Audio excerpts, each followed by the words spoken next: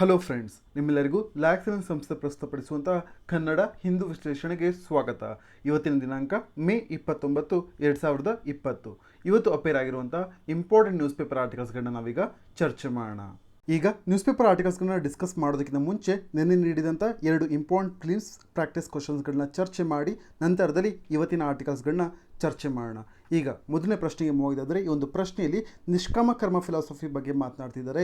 ಇದನ್ನ ಯಾವ ಒಂದು ಗ್ರಂಥದಲ್ಲಿ ಮೆನ್ಷನ್ ಆಗಿತ್ತು ಅಂತ ಹೇಳಿ ಕೇಳ್ತಾ ಇದ್ದಾರೆ. ಇದು ನೇರ ಪ್ರಶ್ನೆ ಆಗಿದೆ. ಇದಕ್ಕೆ ಸರಿಯಾದ ಉತ್ತರ ಆಪ್ಷನ್ ಸಿ, ಭಗವದ್ಗೀತಾ ಆಗುತ್ತೆ. ಶ್ರೀಕೃಷ್ಣ ಅರ್ಜುನನಿಗೆ ಜೀವನ ಸಾರವನ್ನು ತಿಳಿಸುವಂತ ಸಂದರ್ಭದಲ್ಲಿ 2ನೇ ಚಾಪ್ಟರ್ 47ನೇ ಪದ್ಯದಲ್ಲಿ ಹೇಳ್ತಾನೆ, ಶ್ರೀಕೃಷ್ಣ, ನಿಮ್ಮ ನಿಗದಿತ ಕರ್ತವ್ಯಗಳನ್ನ ನಿರ್ವಹಿಸುವುದಕ್ಕೆ ಮಾತ್ರ ನಿಮಗೆ ಹಕ್ಕಿರುತ್ತೆ, ಆದರೆ ನಿಮ್ಮ ಕಾರ್ಯಗಳ ಫಲಗಳಿಗೆ ನೀವು ಅರ್ಹರಾಗಿರೋದಿಲ್ಲ ಮತ್ತು ನಿಮ್ಮ ಕೆಲಸಗಳ ಫಲಿತಾಂಶಗಳಿಗೆ ನಿಮ್ಮನ್ನು ಎಂದಿಗೂ ಕಾರಣ ಅಂತ ಹೇಳಿ ಪರಿಗಣಿಸಬೇಡಿ, ಅಥವಾ ನಿಷ್ಕ್ರಿಯತೆಗೆ ಅಂತ ಹೇಳಿದ್ರೆ ಇನ್ಆಕ್ಷನ್ಗೆ ಅಂಟ್ಕೊಂಬೇಡಿ ಅಂತ ಹೇಳಿ ಈ ಮೂಲಕವಾಗಿ ನಿಷ್ಕಾಮ ಕರ್ಮ ಅಂದರೆ ಏನು ಅಂತ ಹೇಳಿ ಶ್ರೀಕೃಷ್ಣ ಎಕ್ಸ್ಪ್ಲೇನ್ ಮಾಡ್ತಾನೆ. ಅಂತ ಹೇಳಿದ್ರೆ ನಿಗದಿತ ಕರ್ತವ್ಯಗಳನ್ನ ನಿರ್ವಹಿಸೋದಕ್ಕೆ ಮಾತ್ರ ನಮಗೆ ಹಕ್ಕಿರುತ್ತೆ, ಆದರೆ ನಾವು ಮಾಡುವಂಥ ಕೆಲಸಗಳಿಗೆ ಫಲವನ್ನು ಅಪೇಕ್ಷೆ ಮಾಡೋದ್ರಲ್ಲಿ ಅಲ್ಲ ಅಂತ ಹೇಳಿ ಎಕ್ಸ್ಪ್ಲೇನ್ ಮಾಡ್ತಾನೆ ಶ್ರೀಕೃಷ್ಣ.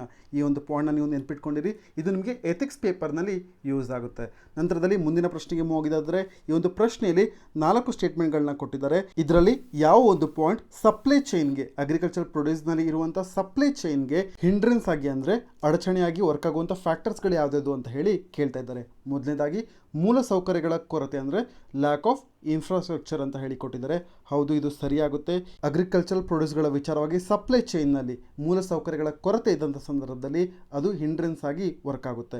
ನಂತರದಲ್ಲಿ 2ನೇ ಪಾಯಿಂಟ್ನಲ್ಲಿ ಹೇಳ್ತಾ ಇದ್ದಾರೆ, ರೈತರುಗಳಿಗೆ ಫ್ರೀಡಮ್ ಚಾಯ್ಸ್ ಇಲ್ದೇ ಇರುವಂಥದ್ದು, ನಂತರದಲ್ಲಿ ಅವರಿಗೆ ಬೇಕಾದಲ್ಲಿ ಈ ಒಂದು ಪ್ರೊಡ್ಯೂಸನ್ನು ಸೇಲ್ ಮಾಡೋದಕ್ಕೆ ಪರ್ಮಿಷನ್ ಇಲ್ದೇ ಇರುವಂಥದ್ದು ತೊಂದರೆ ಆಗ್ತಾ ಇದೆ ಅಂತ ಹೇಳಿ ಹೇಳ್ತಾ ಇದ್ದಾರೆ. ಆದರೆ ಇದು ತಪ್ಪಾದ ಸ್ಟೇಟ್ಮೆಂಟ್ ಆಗುತ್ತೆ. ಯಾಕೆ ಅಂತ ಹೇಳಿದ್ರೆ ಅವರುಗಳಿಗೆ ಫ್ರೀಡಮ್ ಇದೆ, ಫಸ್ಟ್ ಪಾಯಿಂಟು. ನೆಕ್ಸ್ಟ್ ಪಾಯಿಂಟ್ ಏನು ಅಂತ ಹೇಳಿದ್ರೆ, ಇದು ಬೆಟರ್ ಸಪ್ಲೈ ಚೈನ್ ರಿಲೇಟೆಡ್ ಆಗಿ ಬರುವಂಥದ್ದಲ್ಲ, ಇದು ಔಟ್ ಆಫ್ ದ ಕಾಂಟೆಸ್ಟ್ ಆಗುತ್ತೆ. ಅದರಿಂದಾಗಿ ನೀವು 2ನೇ ಆಪ್ಷನನ್ನು ಎಲಿಮಿನೇಟ್ ಮಾಡ್ಬೋದು. ಈ ಒಂದು 2ನೇ ಆಪ್ಷನನ್ನು ಎಲಿಮಿನೇಟ್ ಮಾಡಿದ್ರೆ ನೀವು ಡೈರೆಕ್ಟಾಗಿ ಆಪ್ಷನ್ ಡಿ 1, 3, 4 ಸರಿಯಾದ ಉತ್ತರಕ್ಕೆ ಕಡಿಮೆ ಸಮಯದಲ್ಲಿ ರೀಚ್ ಆಗ್ಬೋದು. ನಂತರದಲ್ಲಿ 3ನೇ ಪಾಯಿಂಟನ್ನು ಡಿಸ್ಕಸ್ ಮಾಡಿದ್ದೆ ಆದರೆ ರೆಸ್ಟ್ರಿಕ್ಟಿವ್ ಲಾಸ್ಗಳ ಬಗ್ಗೆ ಮಾತನಾಡ್ತಿದ್ದಾರೆ. ಇದರ ಮೂಲಕವಾಗಿ ಪ್ರೈವೇಟ್ ಇನ್ವೆಸ್ಟ್ಮೆಂಟ್ನ ಮೇಲೆ ಪ್ರಿವೆನ್ಷನ್ ಅಂತ ಹೇಳಿದ್ರೆ ಅದನ್ನ ತಡಿತಾ ಇದ್ದಾರೆ ಅಂತ ಹೇಳಿ ಹೇಳ್ತಾ ಇದ್ದಾರೆ. ಹೌದು, ಈ ರೀತಿ ಮಾಡೋದ್ರಿಂದ ಏನಾಗುತ್ತೆ ಅಂತ ಹೇಳಿದ್ರೆ ಸಪ್ಲೈ ಚೈನಲ್ಲಿ ಅಡಚಣೆ ಉಂಟಾಗುತ್ತೆ. ನಂತರದಲ್ಲಿ ಡಿರೆಗ್ಯುಲೇಷನ್ ಆಫ್ ಕೋರ್ ಸೀರಿಯಲ್ ಅಂತ ಹೇಳಿ ಹೇಳ್ತಾ ಇದ್ದಾರೆ. ಅಂದರೆ ಎಸೆನ್ಷಿಯಲ್ ಕಮಾಡಿಟೀಸ್ ಆ್ಯಕ್ಟ್ನ ಕೆಳಗಡೆ ಇತ್ತೀಚೆಗೆ ಒಂದು ಮೇಜರ್ ಅಮೆಂಡ್ಮೆಂಟನ್ನು ತರಲಾಯಿತು. ಈ ಹಿಂದೆ ಸ್ಟಾಕನ್ನು ಲಿಮಿಟ್ ಮಾಡೋದ್ರ ಮೇಲೆ ಲಿಮಿಟೇಷನ್ಸ್ ಇತ್ತು, ಆದರೆ ಈಗ ಯಾವುದೇ ರೀತಿಯಂಥ ಲಿಮಿಟೇಷನ್ಸ್ ಇಲ್ಲ. ಈ ರೀತಿ deregulation of core cereals from essential commodities act ಅಂತ ಹೇಳಿ ಕೊಟ್ಟಿದ್ದಾರೆ. ಹೌದು, ಈ ರೀತಿ ಮಾಡೋದ್ರಿಂದನೂ ಕೂಡ ಸಪ್ಲೈ ಚೈನ್ಗೆ ಎಫೆಕ್ಟ್ ಆಗುತ್ತೆ. ಯಾಕೆ ಅಂತ ಹೇಳಿದ್ರೆ ಸ್ಟಾಕ್ ಲಿಮಿಟನ್ನು ಲಿಮಿಟ್ ಮಾಡದೇ ಇರುವಂಥ ಸಂದರ್ಭದಲ್ಲಿ ಪ್ರತಿಯೊಬ್ಬರು ಕೂಡ ಸ್ಟಾಕ್ ಲಿಮಿಟ್ ಎಷ್ಟು ಬೇಕಾದರೂ ಮಾಡ್ಕೊಂಡ ಸಂದರ್ಭದಲ್ಲಿ ಮಾರ್ಕೆಟ್ನಲ್ಲಿ ಫುಡ್ ಗ್ರೇನ್ ಸಿಗೋದಿಲ್ಲ, ಆಗ ಸಪ್ಲೈ ಚೈನ್ಗೆ ತೊಂದರೆ ಆಗುವಂಥ ಸಾಧ್ಯತೆ ಇದೆ. ಅದರಿಂದಾಗಿ ಡಿರೆಗ್ಯುಲೇಷನ್ ಆಫ್ ಕೋರ್ ಸೀರಿಯಲ್ ಏನಿದೆ ಇದರಿಂದಾಗಿ ಕೂಡ ಸಪ್ಲೈ ಚೈನ್ನಲ್ಲಿ ಹಿಂಡ್ರೆನ್ಸ್ ಅಡಚಣೆ ಆಗುತ್ತೆ ಅಂತ ಹೇಳಿ ನಮಗೆ ಗೊತ್ತಾಗುತ್ತೆ. ಅದರಿಂದಾಗಿ ಈ ಒಂದು ಪ್ರಶ್ನೆಗೆ ಸರಿಯಾದ ಉತ್ತರ ಆಪ್ಷನ್ ಡಿ 1, 3, 4 ಓನ್ಲಿ ಆಗುತ್ತೆ. ಈಗ ನಾವು ಮೊದಲನೇ ಆರ್ಟಿಕಲ್ನ ಡಿಸ್ಕಷನ್ಗೆ ಹೋಗೋದಾದರೆ, ಈ ಒಂದು ಆರ್ಟಿಕಲ್ ಬೆಂಗಳೂರು ಎಡಿಷನ್ನಲ್ಲಿ 11ನೇ ಪೇಜ್ನಲ್ಲಿ ಅಪೇರ್ ಆಗಿರುವಂಥ ಆರ್ಟಿಕಲ್ ಆಗಿದೆ. ಈ ಒಂದು ಆರ್ಟಿಕಲ್ನಲ್ಲಿ ಏನು ಡಿಸ್ಕಸ್ ಮಾಡ್ತಾ ಇದ್ದಾರೆ ಅಂತ ಹೇಳಿದ್ರೆ, ಮಿಡತೆಗಳನ್ನ ನಿಯಂತ್ರಿಸುವುದಕ್ಕೆ ಈಗ ಡ್ರೋನ್ಗಳನ್ನು ನಿಯೋಜನೆ ಮಾಡಿದ್ದಾರೆ ಮತ್ತು ಜೈಪುರದ ಹಳ್ಳಿಯೊಂದರಲ್ಲಿ ಈ ಒಂದು ಪ್ರಯೋಗವನ್ನು ಮಾಡ್ತಿದ್ದಾರೆ. ಯಾಕೆ ಅಂತ ಹೇಳಿದ್ರೆ, ಡ್ರೋನ್ಗಳನ್ನ ಯಾಕೆ ಉಪಯೋಗಿಸ್ತಾ ಇದ್ದಾರೆ ಅಂತ ಹೇಳಿದ್ರೆ ಕೀಟನಾಶಕವನ್ನು ಎತ್ತರದಿಂದ ಸಿಂಪಡಿಸೋದಕ್ಕೆ ಸಾಧ್ಯವಾಗುತ್ತೆ ಮತ್ತು ಹಲವಾರು ಬಾರಿ ಮನುಷ್ಯರು ರೀಚ್ ಆಗದೇ ಇರುವಂಥ ಪ್ರದೇಶಗಳು ಕೂಡ ಇರ್ತವೆ ಮತ್ತು ಮರಗಳು ಅತ್ಯಂತ ಎತ್ತರವನ್ನು ಹೊಂದಿದಂಥ ಸಂದರ್ಭದಲ್ಲಿ ನಾವುಗಳು ಆ ಒಂದು ಜಾಗವನ್ನು ರೀಚ್ ಆಗೋದಕ್ಕೆ ಸಾಧ್ಯವಾಗೋದಿಲ್ಲ. ಆ ಸಂದರ್ಭದಲ್ಲಿ ಡ್ರೋನ್ಗಳು ಸಹಾಯಕ್ಕೆ ಬರ್ತವೆ. ಅದರಿಂದಾಗಿ ಈ ಒಂದು ಆರ್ಟಿಕಲ್ನಲ್ಲಿ ಮಿಡತೆಗಳನ್ನ ನಿಯಂತ್ರಿಸೋದಕ್ಕೆ ಡ್ರೋನ್ಗಳನ್ನ ನಿಯೋಜನೆ ಮಾಡಿದ್ದಾರೆ ಅಂತ ಹೇಳಿ ಡಿಸ್ಕಸ್ ಮಾಡ್ತಾ ಇದ್ದಾರೆ. ಮತ್ತು ಈ ಒಂದು ಆರ್ಟಿಕಲ್ನ ನೀವು ಸಿಲೆಬಸ್ ಫಿಲಿಮ್ಸ್ನಲ್ಲಿ ಎನ್ವಿರಾನ್ಮೆಂಟ್ ಆ್ಯಂಡ್ ಎಕಾಲಜಿ ಕೆಳಗಡೆ ನೋಟ್ಸ್ನ ಮಾಡ್ಕೊಬೋದು. ಯಾಕೆ ಅಂತ ಹೇಳಿದ್ರೆ ನಾವು ಲೋಕಸ್ಟ್ ಅಂದರೆ ಮಿಡತೆಗಳ ಬಗ್ಗೆ ಚರ್ಚೆ ಮಾಡ್ತಾ ಇದ್ದೇವೆ. ನಂತರದಲ್ಲಿ ಡ್ರೋನ್ಗಳ ಬಗ್ಗೆನೂ ಕೂಡ ಚರ್ಚೆ ಮಾಡೋದ್ರಿಂದ ಇದನ್ನು ನೀವು ಸೈನ್ಸ್ ಆ್ಯಂಡ್ ಟೆಕ್ನಾಲಜಿ ಕೆಳಗಡೆ ನೋಟ್ಸ್ನ ಮಾಡ್ಕೊಬೋದು. ಮುಂದುವರೆದು ಮೇನ್ಸ್ GS2 ಪೇಪರ್ನಲ್ಲಿ ಕ್ರಾಪ್ಸ್ಗಳ ವಿಚಾರವಾಗಿ ಆ ಒಂದು ಟಾಪಿಕ್ನ ಕಡೆ major cropping patterns in India ಕೆಳಗಡೆ ನೋಟ್ಸ್ನ ಮಾಡ್ಕೊಬೋದು. ಯಾಕೆ ಅಂತ ಹೇಳಿದ್ರೆ ಲೋಕಸ್ಟ್ ಅಟ್ಯಾಕ್ ಅಂದರೆ ಮಿಡತೆಗಳು ನಮ್ಮ ದೇಶದ ಮೇಲೆ ಅಟ್ಯಾಕ್ ಮಾಡಿದಂಥ ಸಂದರ್ಭದಲ್ಲಿ ಏನಾಗುತ್ತೆ ಅಂತ ಹೇಳಿದ್ರೆ ನಮ್ಮ ದೇಶದ ಆಹಾರ ಸಂಪತ್ತಿನ ಮೇಲೆ ದಾಳಿ ಮಾಡ್ದಂಗೆ ಆಗುತ್ತೆ. ನಂತರದಲ್ಲಿ ಅದು ಫುಡ್ ಸೆಕ್ಯೂರಿಟಿಗೆ ಥ್ರೆಟ್ ಅನ್ನು ಮಾಡಿದಂತೆ ಆಗುತ್ತೆ. ಅದರಿಂದಾಗಿ ಈ ಒಂದು ಟಾಪಿಕನ್ನು ನೀವು ಅಗ್ರಿಕಲ್ಚರ್ ಟಾಪಿಕ್ ಅಂತ ಏನು ಹೇಳ್ತೀವಿ, major cropping patterns in India, ಈ ಒಂದು ಟಾಪಿಕ್ನ ಕೆಳಗಡೆ ನೋಟ್ಸ್ನ ಮಾಡ್ಕೊಬೋದು. ನಂತರದಲ್ಲಿ ಡ್ರೋನ್ಸ್ಗಳು ಅಂದರೆ ಸೈನ್ಸ್ ಆ್ಯಂಡ್ ಟೆಕ್ನಾಲಜಿಯ ಕೆಲವೊಂದು ಟೂಲ್ಸ್ಗಳನ್ನ ಉಪಯೋಗಿಸ್ಕೊಂಡು ನಾವು ಲೋಕಸ್ಟ್ ಅಟ್ಯಾಕ್ನ ವಿರುದ್ಧವಾಗಿ ಫೈಟ್ ಮಾಡೋದಕ್ಕೆ ಮುಂದಾಗಿದ್ದೀವಿ. ಅದರಿಂದಾಗಿ ಈ ಒಂದು ಟಾಪಿಕನ್ನು ನೀವು GS3 ಕೆಳಗಡೆ ಬರುವಂಥ ಸೈನ್ಸ್ ಆ್ಯಂಡ್ ಟೆಕ್ನಾಲಜಿ ಕೆಳಗಡೆ ನೋಟ್ಸ್ನ ಮಾಡ್ಕೊಬೋದು. ಈಗ ನಾವು ಮೊದಲನೇದಾಗಿ ಲೋಕಸ್ಟ್ ಮಿಡತೆಗಳ ಬಗ್ಗೆ ಬೇಸಿಕ್ಸನ್ನು ಕವರ್ ಮಾಡಿದ್ರೆ ನಮ್ಮ ಎಕ್ಸಾಮಿನೇಷನ್ ಪಾಯಿಂಟ್ ಆಫ್ ವ್ಯೂನಿಂದ ಮೊದಲನೇದಾಗಿ ಏನು ಹೇಳ್ಬೋದು ಅಂತ ಹೇಳಿದ್ರೆ ಮಿಡತೆಗಳು ದಿನಕ್ಕೆ ಎಷ್ಟು ದೂರದವರೆಗೆ ಚಲಿಸ್ತವೆ ಅನ್ನೋದನ್ನು ತಿಳ್ಕೊಂಡಿರಬೇಕಾಗುತ್ತೆ. ದಿನಕ್ಕೆ ಮಿಡತೆಗಳು ಒಂದೇ ದಿನದಲ್ಲಿ 150 ಕಿಲೋಮೀಟರ್ ದೂರದವರೆಗೆ ವಲಸೆ ಹೋಗ್ತವೆ. ಈ ಸಂದರ್ಭದಲ್ಲಿ ಅವುಗಳ ಸಂಖ್ಯೆ ಮಲ್ಟಿಪ್ಲೈ ಆಗ್ತಾ ಹೋಗುತ್ತೆ. ಅಂತ ಹೇಳಿದ್ರೆ ಅವುಗಳು ಗುಂಪಿನಲ್ಲಿ ದಾಳಿ ಮಾಡ್ತವೆ ಅನ್ನೋದನ್ನು ನೆನ್ಪಿಟ್ಕೊಂಡಿರಬೇಕು. ಅದ ನಂತರ ಮಿಡತೆಗಳು ಲೋಕಸ್ಟ್ಗಳು ಶಾರ್ಟ್ ಹಾರ್ನ್ ಗ್ರಾಸ್ ಹಾಪರ್ಸ್ ಅಂತ ಹೇಳ್ತೇವೆ. ಅಂತ ಹೇಳಿದ್ರೆ ಅವುಗಳು ಸಣ್ಣ ಕೊಂಬಿನ ಮಿಡತೆಗಳ ಗುಂಪಾಗಿರ್ತವೆ ಮತ್ತು ಮಿಡತೆಗಳು ಒಂದೊಂದೇ ಇದ್ದಾಗ ನಮಗೆ ತೊಂದರೆ ಮಾಡೋದಿಲ್ಲ. ಆದರೆ ಮಿಡತೆಗಳ ಗುಂಪು ಏನಾದರೂ ದಾಳಿ ಮಾಡೋದಕ್ಕೆ ಶುರು ಮಾಡಿತ್ತು ಅಂತ ಹೇಳಿದ್ರೆ ಅವುಗಳ ಬಿಹೇವಿಯರ್ನಲ್ಲಿ ಚೇಂಜ್ ಆಗುತ್ತೆ. ನಂತರದಲ್ಲಿ ಅವುಗಳು ನಮ್ಮ ಗದ್ದೆ, ಹೊಲ, ಈ ಥರದ ದೊಡ್ಡ ದೊಡ್ಡ ಆಹಾರವಿರುವಂಥ ಪ್ರದೇಶಗಳ ಮೇಲೆ ದಾಳಿ ಮಾಡ್ತವೆ. ನಂತರದಲ್ಲಿ ಭಾರತದಲ್ಲಿ 4 ಥರದ ಸ್ಪೀಶೀಸ್ಗಳು ಕಾಣಸಿಗ್ತವೆ ಲೋಕಸ್ಟ್ಗಳು. ಮೊದಲನೇದಾಗಿ ಡೆಸರ್ಟ್ ಲೋಕಸ್ಟ್ ಅಂತ ಹೇಳಿ, ಇದರ ಸೈಂಟಿಫಿಕ್ ನೇಮ್ ಏನು ಅಂತ ಹೇಳಿದ್ರೆ ಸ್ಕಿಸ್ಟೋಕೆರ್ಕಾ ಗ್ರೆಗೇರಿಯಾ ಅಂತ ಹೇಳಿ. ನಂತರದಲ್ಲಿ ಬರುವಂಥದ್ದು ಮೈಗ್ರೇಟರಿ ಲೋಕಸ್ಟ್, ಲೋಕಸ್ಟಾ ಮೈಗ್ರೇಟೋರಿಯಾ ಅನ್ನುವಂಥದ್ದು ಇದರ ಸೈಂಟಿಫಿಕ್ ನೇಮ್ ಆಗಿದೆ. ನಂತರದಲ್ಲಿ ಬಾಂಬೆ ಲೋಕಸ್ಟ್, ಇದರ ಸೈಂಟಿಫಿಕ್ ನೇಮ್ ನೊಮಡಾಕ್ರಿಸ್ ಸಸ್ಕಿಂಪ್ಟಾ ಅಂತ ಹೇಳಿ. ನಂತರದಲ್ಲಿ ಟ್ರೀ ಲೋಕಸ್ಟ್ ಅಂತ ಹೇಳಿ, ಇದರ ಸೈಂಟಿಫಿಕ್ ನೇಮ್ ಅನಾಕ್ರಿಡಿಯಮ್ SP ಅಂತ ಹೇಳಿ. ನಂತರದಲ್ಲಿ ಇಲ್ಲಿ ನೀವು ನೆನ್ಪಿಟ್ಕೊಂಡಿರಬೇಕು, ನಮ್ಮ ದೇಶಕ್ಕೆ ಈಗ ದಾಳಿ ಮಾಡಿರುವಂಥದ್ದು ಡೆಸರ್ಟ್ ಲೋಕಸ್ಟ್. ಈ ಒಂದು ಪಾಯಿಂಟ್ ನಿಮಗೆ ನೆನಪಿರಬೇಕು, ಯಾವ ಸ್ಪೀಶೀಸ್ ನಮ್ಮ ದೇಶಕ್ಕೆ ದಾಳಿ ಮಾಡಿದ್ದು ಅಂತ ಹೇಳಿದ್ರೆ ಡೆಸರ್ಟ್ ಲೋಕಸ್ಟ್. ನಂತರದಲ್ಲಿ ನಾನು ಈಗಾಗಲೇ ಹೇಳಿರುವಂಥ ಲೋಕಸ್ಟ್ಗಳು ಸಿಂಗಲ್ ಆಗಿ ಇರಬೇಕಾದ್ರೆ ಅಂದರೆ ಸಾಲಿಟರಿ ಫೇಸ್ನಲ್ಲಿ ಇರುವಂಥ ಸಂದರ್ಭದಲ್ಲಿ ಅವುಗಳು ನಮಗೆ ತೊಂದರೆ ಮಾಡೋದಿಲ್ಲ. ಆದರೆ ಗ್ರೆಗೇರಿಯಸ್ ಫೇಸ್ ಅಂತ ಹೇಳಿ ಎಂಟರ್ ಆಗುತ್ತೆ. ಈ ಸಂದರ್ಭದಲ್ಲಿ ಅವುಗಳು ಗುಂಪಿನಲ್ಲಿ ದಾಳಿ ಮಾಡ್ತವೆ. ಅವುಗಳನ್ನು ತಾವೇ ಬ್ಯಾಂಡ್ಗಳಾಗಿ ವಿಂಗಡಿಸ್ಕೊಳ್ತವೆ ಮತ್ತು ಹಿಂಡುಗಳನ್ನು ರಚಿಸ್ಕೊಳ್ತವೆ. ಈ ಹಿಂಡುಗಳು ಒಂದು ಸಸ್ಯವರ್ಗದ ಮೇಲೆ ದಾಳಿ ಮಾಡೋದಕ್ಕೆ ಮುಂದಾಗುತ್ತೆ. ಈ ರೀತಿ ನಮ್ಮ ದೇಶದ ಸಸ್ಯವರ್ಗದ ಮೇಲೆ ದಾಳಿ ಮಾಡೋದಕ್ಕೆ ಮುಂದಾದರೆ ಏನಾಗುತ್ತೆ ಅಂತ ಹೇಳಿದ್ರೆ ನಮ್ಮ ದೇಶದ ಆಹಾರ ಸುರಕ್ಷತೆಗೆ ಅಂತ ಹೇಳಿದ್ರೆ ಫುಡ್ ಸೆಕ್ಯೂರಿಟಿಗೆ ಧಕ್ಕೆ ತರುತ್ತೆ. ನಂತರದಲ್ಲಿ ಪ್ರಸ್ತುತವಾಗಿ ಆಫ್ರಿಕಾದ ಹಾರ್ನ್ನಲ್ಲಿರುವಂಥ ದೇಶಗಳಾದ ಇಥಿಯೋಪಿಯಾ ಆಗಿರ್ಬೋದು, ಸೊಮಾಲಿಯಾ ಆಗಿರ್ಬೋದು, ಈ ದೇಶಗಳಲ್ಲಿ ಕಳೆದ 25 ವರ್ಷಗಳಿಂದ ಈ ಮಿಡತೆಗಳು ದಾಳಿ ಮಾಡ್ತಾ ಇದ್ದಾವೆ. ಅವರ ಫುಡ್ ಸೆಕ್ಯೂರಿಟಿಗೆ ಥ್ರೆಟ್ ಅನ್ನ ಪೋಸ್ ಮಾಡಿದವೆ. ನಂತರದಲ್ಲಿ ಇತ್ತೀಚಿನ ನ್ಯೂಸ್ ಅನ್ನು ನೋಡಿದ್ದೆ ಆದರೆ ಪಾಕಿಸ್ತಾನ ಮತ್ತೆ ಸೊಮಾಲಿಯಾ ರೀಸೆಂಟ್ ಆಗಿ ಲೋಕಸ್ಟ್ ಎಮರ್ಜೆನ್ಸಿಯನ್ನ ಅನೌನ್ಸ್ ಮಾಡಿದ್ವು. ನಂತರದಲ್ಲಿ the Food and agriculture Organisation, ಇದು ಯುನೈಟೆಡ್ ನೇಷನ್ ನ ಒಂದು ಆರ್ಗನೈಸೇಷನ್ ಆಗಿದೆ. ಅದರ ಕೆಳಗಡೆ ಬರುವಂತದ್ದು ಇದು ಇತ್ತೀಚೆಗೆ 3 ಹಾಟ್ಸ್ಪಾಟ್ಸ್ ಗಳನ್ನ ಲೋಕಸ್ಟ್ ಆಕ್ಟಿವಿಟಿಯ ವಿಚಾರವಾಗಿ ಅನೌನ್ಸ್ ಮಾಡಿತ್ತು. ಎಕ್ಸ್ಟ್ರೀಮ್ಲಿ ಅಲಾರ್ಮಿಂಗ್ ಅಂತ ಹೇಳಿ ಕೂಡ ಅನೌನ್ಸ್ ಮಾಡಿತ್ತು. ಆ 3 ಪ್ರದೇಶಗಳು ಯಾವ್ದು ಅಂತ ಹೇಳಿದ್ರೆ ಮೊದಲನೇದಾಗಿ ದ ಹಾರ್ನ್ ಆಫ್ ಆಫ್ರಿಕಾ, ನಂತರದಲ್ಲಿ ರೆಡ್ ಸಿ ಏರಿಯಾ ಮತ್ತು ಮೂರನೇದಾಗಿ ಸೌತ್ ವೆಸ್ಟ್ ಏಷ್ಯಾ.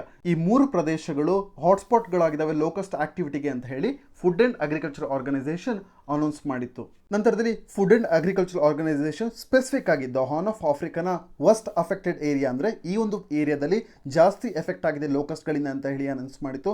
ಮತ್ತು ಇದು ಹೇಳಿತ್ತು an unprecedented threat to food security and livelihoods ಅಂತ ಹೇಳಿದ್ರೆ ಆಹಾರ ಭದ್ರತೆಗೆ ಮತ್ತು ಜೀವನೋಪಾಯಕ್ಕೆ ಇದು ಬೆದರಿಕೆ ನೀಡಿದೆ ಲೋಕಸ್ಟ್ಗಳು ಅಂತ ಹೇಳಿ ಸ್ಪೆಸಿಫಿಕ್ ಆಗಿ ದ ಹಾರ್ನ್ ಆಫ್ ಆಫ್ರಿಕಾ ವಿಶ್ವವಾಗಿ food and agriculture organisation announce ಮಾಡಿತ್ತು. ಮುಂದುವರೆದು ರೆಡ್ ಸಿ ಏರಿಯಾದ ವಿಚಾರವಾಗಿ ಬಂದಿದೆ ಆದರೆ ಸೌದಿ ಅರೇಬಿಯಾ, ಒಮಾನ್ ಮತ್ತು ಯೆಮೆನ್ ಈ ಪ್ರದೇಶಗಳಲ್ಲಿ ಹೈಯೆಸ್ಟ್ ಎಫೆಕ್ಟ್ ಆಗಿದೆ. ನಂತರದಲ್ಲಿ ಸೌತ್ ವೆಸ್ಟ್ ಏಷ್ಯಾದ ವಿಚಾರವಾಗಿ ಬಂದಿದೆ ಆದರೆ ಇರಾನ್, ಇಂಡಿಯಾ, ಪಾಕಿಸ್ತಾನ ಇವೆಲ್ಲವೂ ಕೂಡ ವೆಸ್ಟ್ ಅಫೆಕ್ಟೆಡ್ ಏರಿಯಾಸ್ಗಳಾಗಿದ್ದಾವೆ ಅಂತ ಹೇಳಿ ಫುಡ್ ಅಂಡ್ ಅಗ್ರಿಕಲ್ಚರ್ ಆರ್ಗನೈಸೇಷನ್ ಇತ್ತೀಚೆಗೆ ಹೇಳಿತ್ತು. ಈಗ ಈ ಮಿಡತೆಗಳು ನಮ್ಮ ಹೊಲಗದ್ದೆಗಳ ಮೇಲೆ ಯಾವ ರೀತಿ ದಾಳಿ ಮಾಡ್ತವೆ ಅಂತ ನೋಡೋದಾದ್ರೆ ಇವುಗಳು ಲೀವ್ಸ್ಗಳನ್ನ, ಎಲೆಗಳನ್ನ, ಹೂಗಳನ್ನ, ಹಣ್ಣುಗಳನ್ನ ಮತ್ತೆ ಸೀಡ್ಸ್, ಬೀಜಗಳನ್ನ ಮತ್ತು ತೊಗಟೆ ಮತ್ತು ಯಾವುದ್ಯಾವುದು ಬೆಳೆಯುವಂಥ ಒಂದು ಪ್ಲಾಂಟ್ನ ಪಾರ್ಟ್ ಏನಾಗಿರುತ್ತೆ ಅವುಗಳನ್ನೆಲ್ಲವನ್ನು ಇದು ತಿನ್ನುತ್ತೆ ಮತ್ತು ಸಸ್ಯಗಳ ವೇಟನ್ನು ಕೂಡ ಇದರ ಮುಖಾಂತರವಾಗಿ ಕಡಿಮೆ ಮಾಡುತ್ತೆ. ಆದ್ರಿಂದಾಗಿ ಈ ಒಂದು ಡೆಸರ್ಟ್ ಲೋಕಸ್ಟನ್ನು ಏನಂತ ಹೇಳ್ತಾರೆ ಅಂತ ಹೇಳಿದ್ರೆ ಮೋಸ್ಟ್ ಡಿಸ್ಟ್ರಕ್ಟಿವ್ ಪೆಸ್ಟ್ ಅಂತ ಹೇಳಿ ಕರೀತಾರೆ. ಅಂತ ಹೇಳಿದ್ರೆ ವಿನಾಶಕಾರಿ ಕೀಟ ಅಂತ ಹೇಳಿ ಕರೀತಾರೆ.